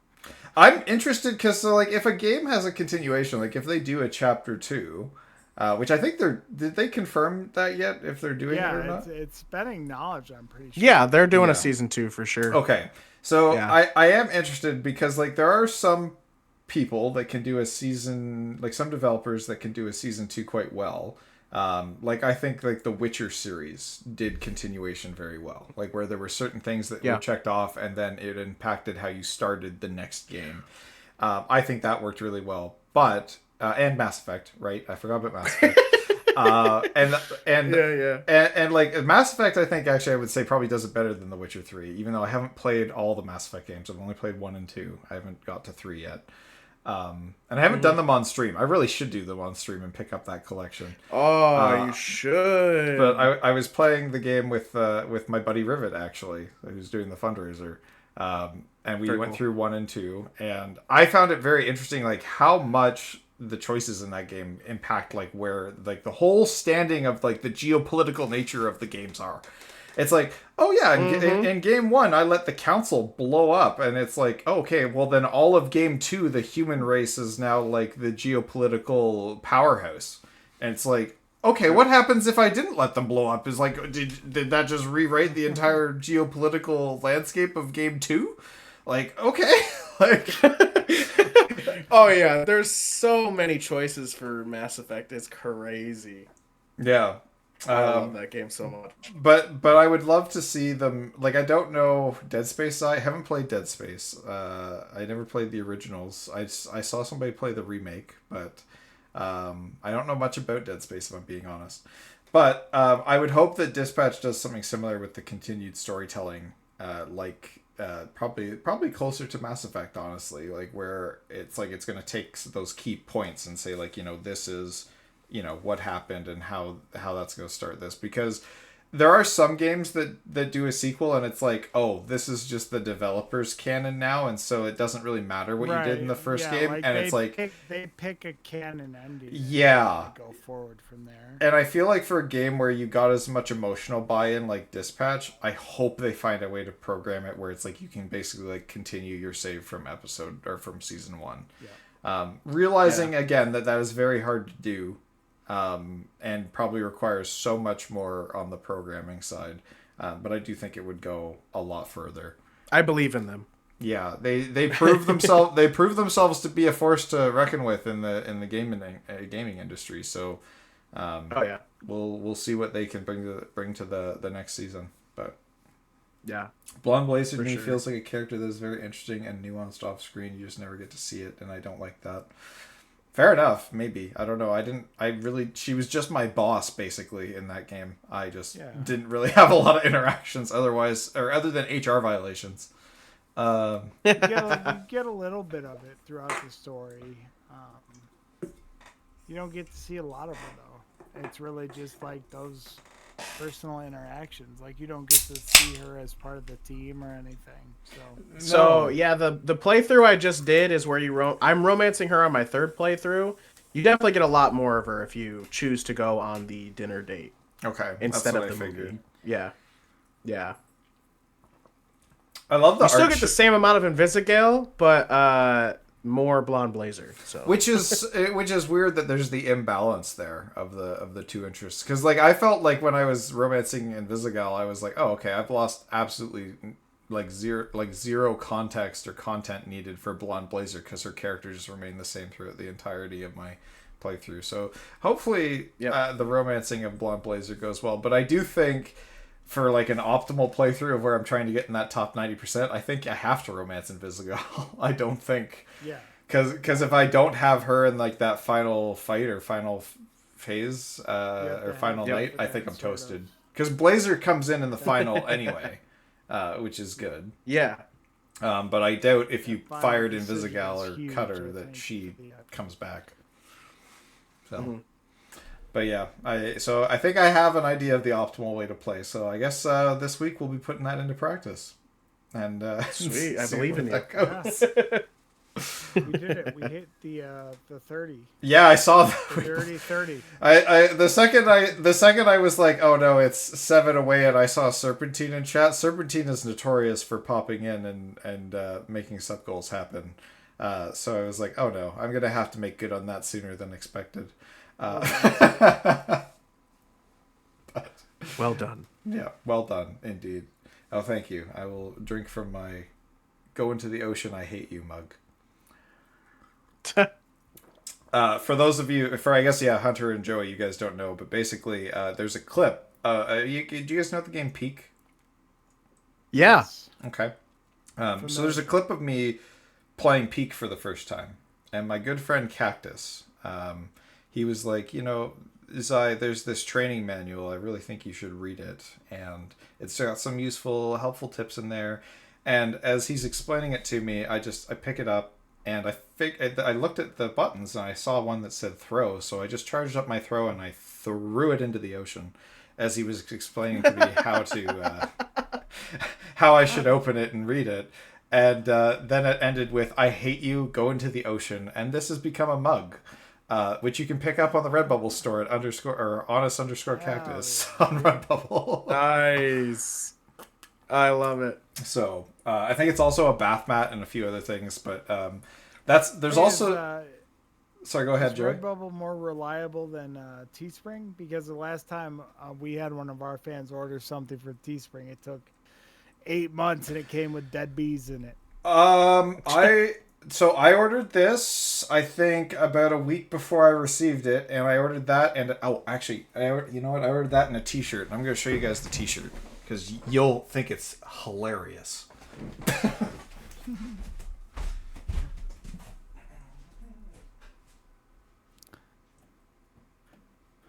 Yeah, Hunter, you got the photo of the dead bees hoodie handy? Oh, I don't know. No, I don't have it handy for sure. So I ordered both this T-shirt and the mug, and they came in about a week.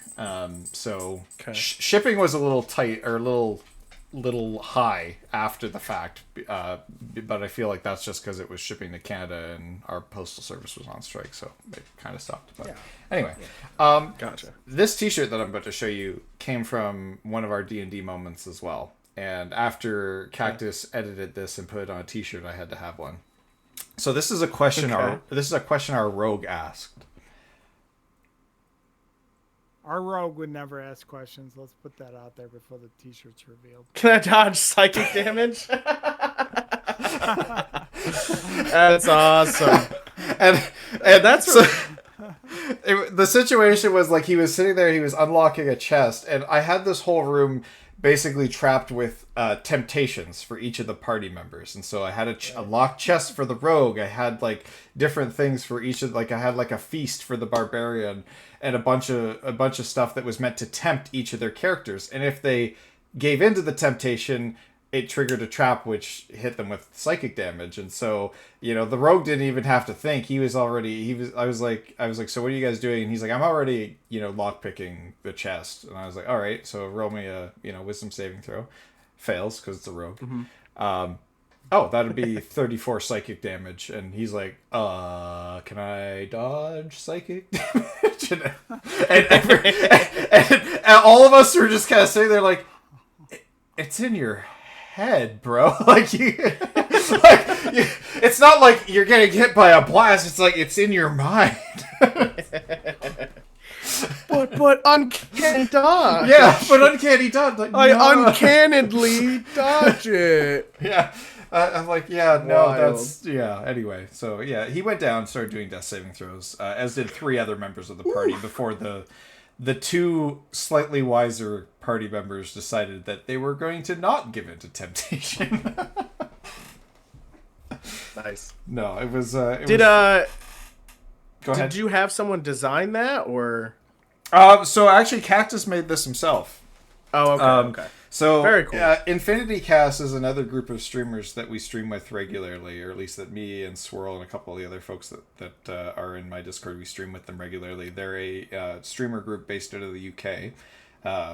Okay. Cactus is actually in the States himself, but the streamer group was founded in the UK from what I know. I don't know if anybody's out there from them right now. David, Cactus, are either of you out there?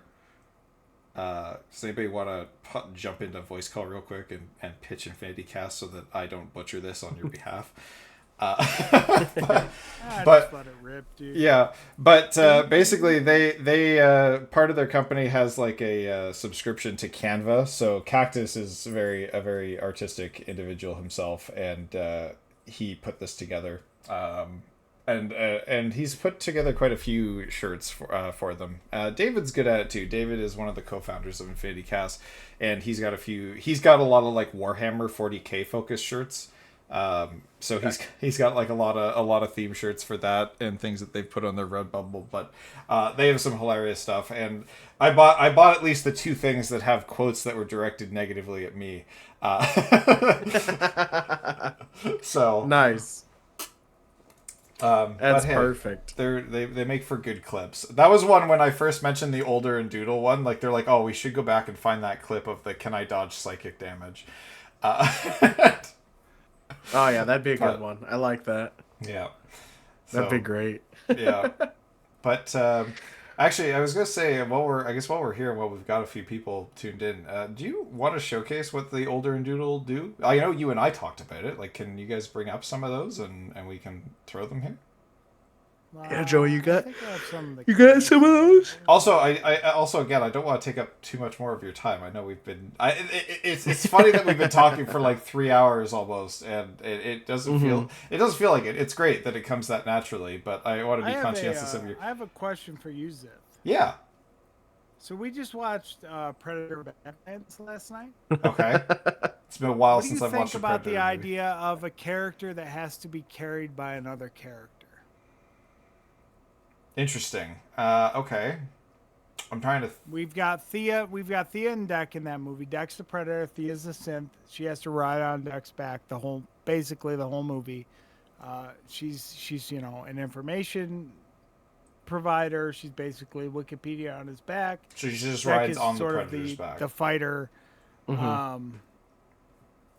How do we feel about that working as sort of like a D&D tandem? Like one person like I'll be the fighter, and one person's like, well, I kind of want to be a cleric, but my legs don't work, so I ride on the fighter's back And just throw spells from the back. I think so. Yeah. I would actually. It's kind of funny. I've seen a video game mechanic that's kind of similar to this, and it's. I'm trying to remember the game it was in. It was one of the. It was one of the MOBAs. I think it was Heroes of the Storm. I think it was Blizzard's, where they had an ogre that was two-headed, and the way that it would work is that one person would control like the physical features, and it would be like, okay, this person controls movement and controls like, which person we're attacking and stuff like that, and their positioning. The other person throws spells, and you would have two players piloting one character, which was interesting. I think in D&D that would actually work really interestingly. You'd have to do it with two people that have a lot of synergy, or don't, depending on what kind of content you want to make.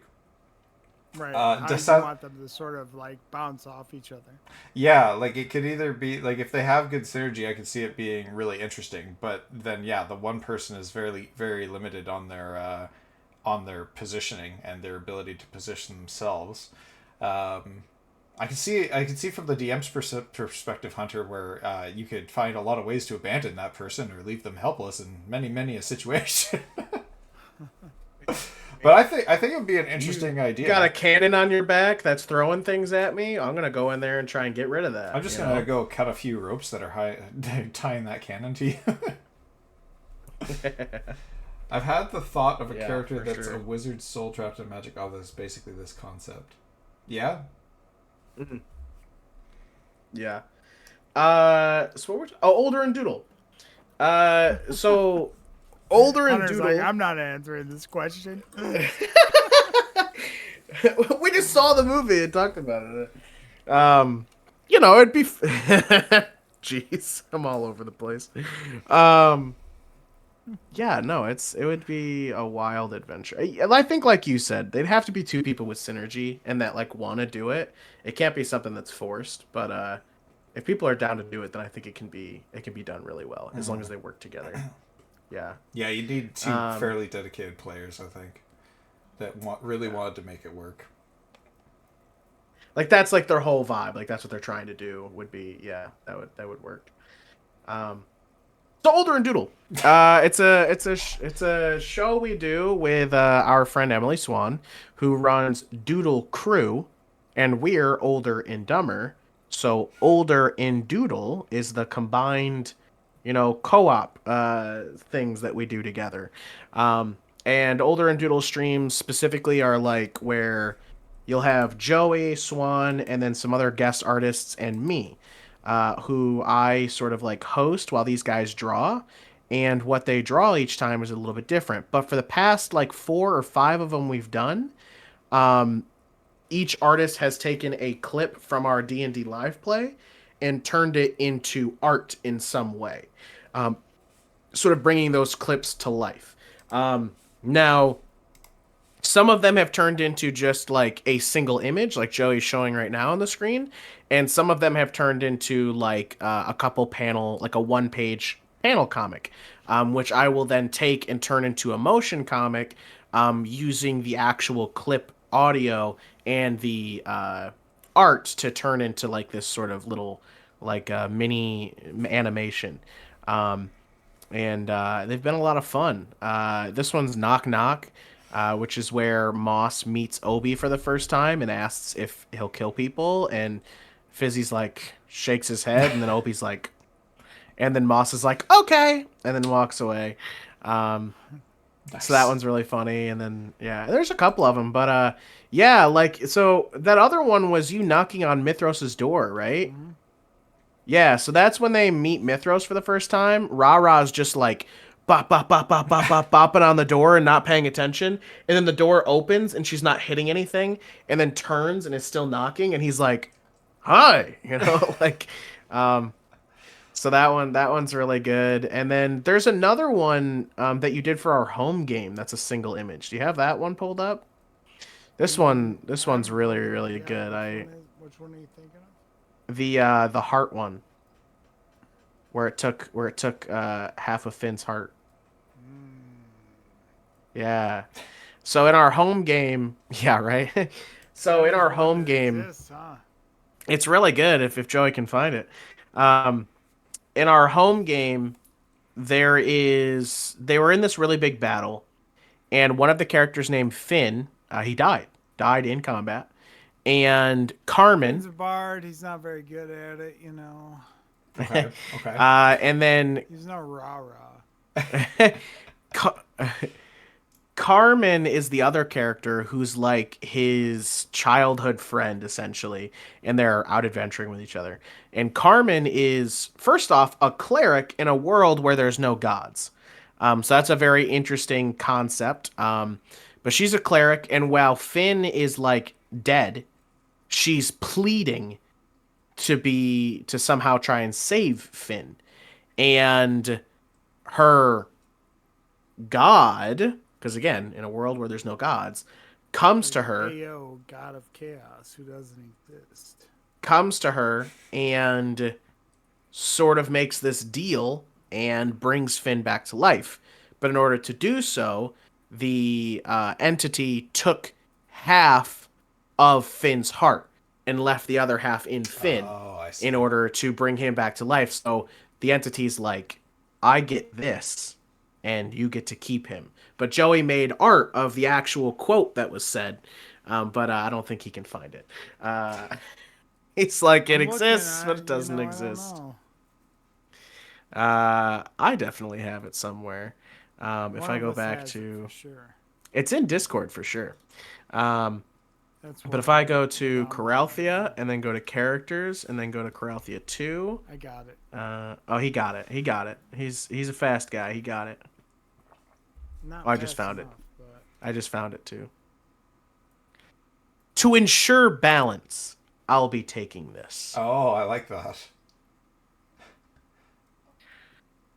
Yeah, so that was a moment from our home game too. Yeah, it was really it was big. It was a big moment, and it's constantly brought up by the person who plays Finn. My God, Finn won't fucking shut up about it.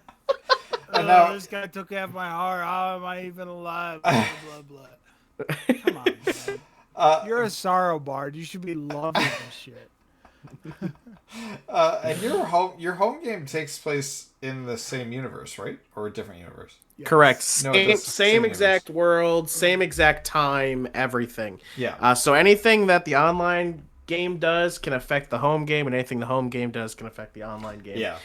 But they're in different parts, so you know anything could happen, honestly. But yeah. Very similar to kind of how I run the Wednesday night games for my groups. Yep. Back and forth between them every week. Yeah. And the other group that we'll be picking up again this week, I hope. I have to check in with them and make sure that everything's good for us to continue. But I'm really looking forward to continuing that story with the group that's well, they were at the first druid's house, so we'll see what happens. It should be an exciting time for them.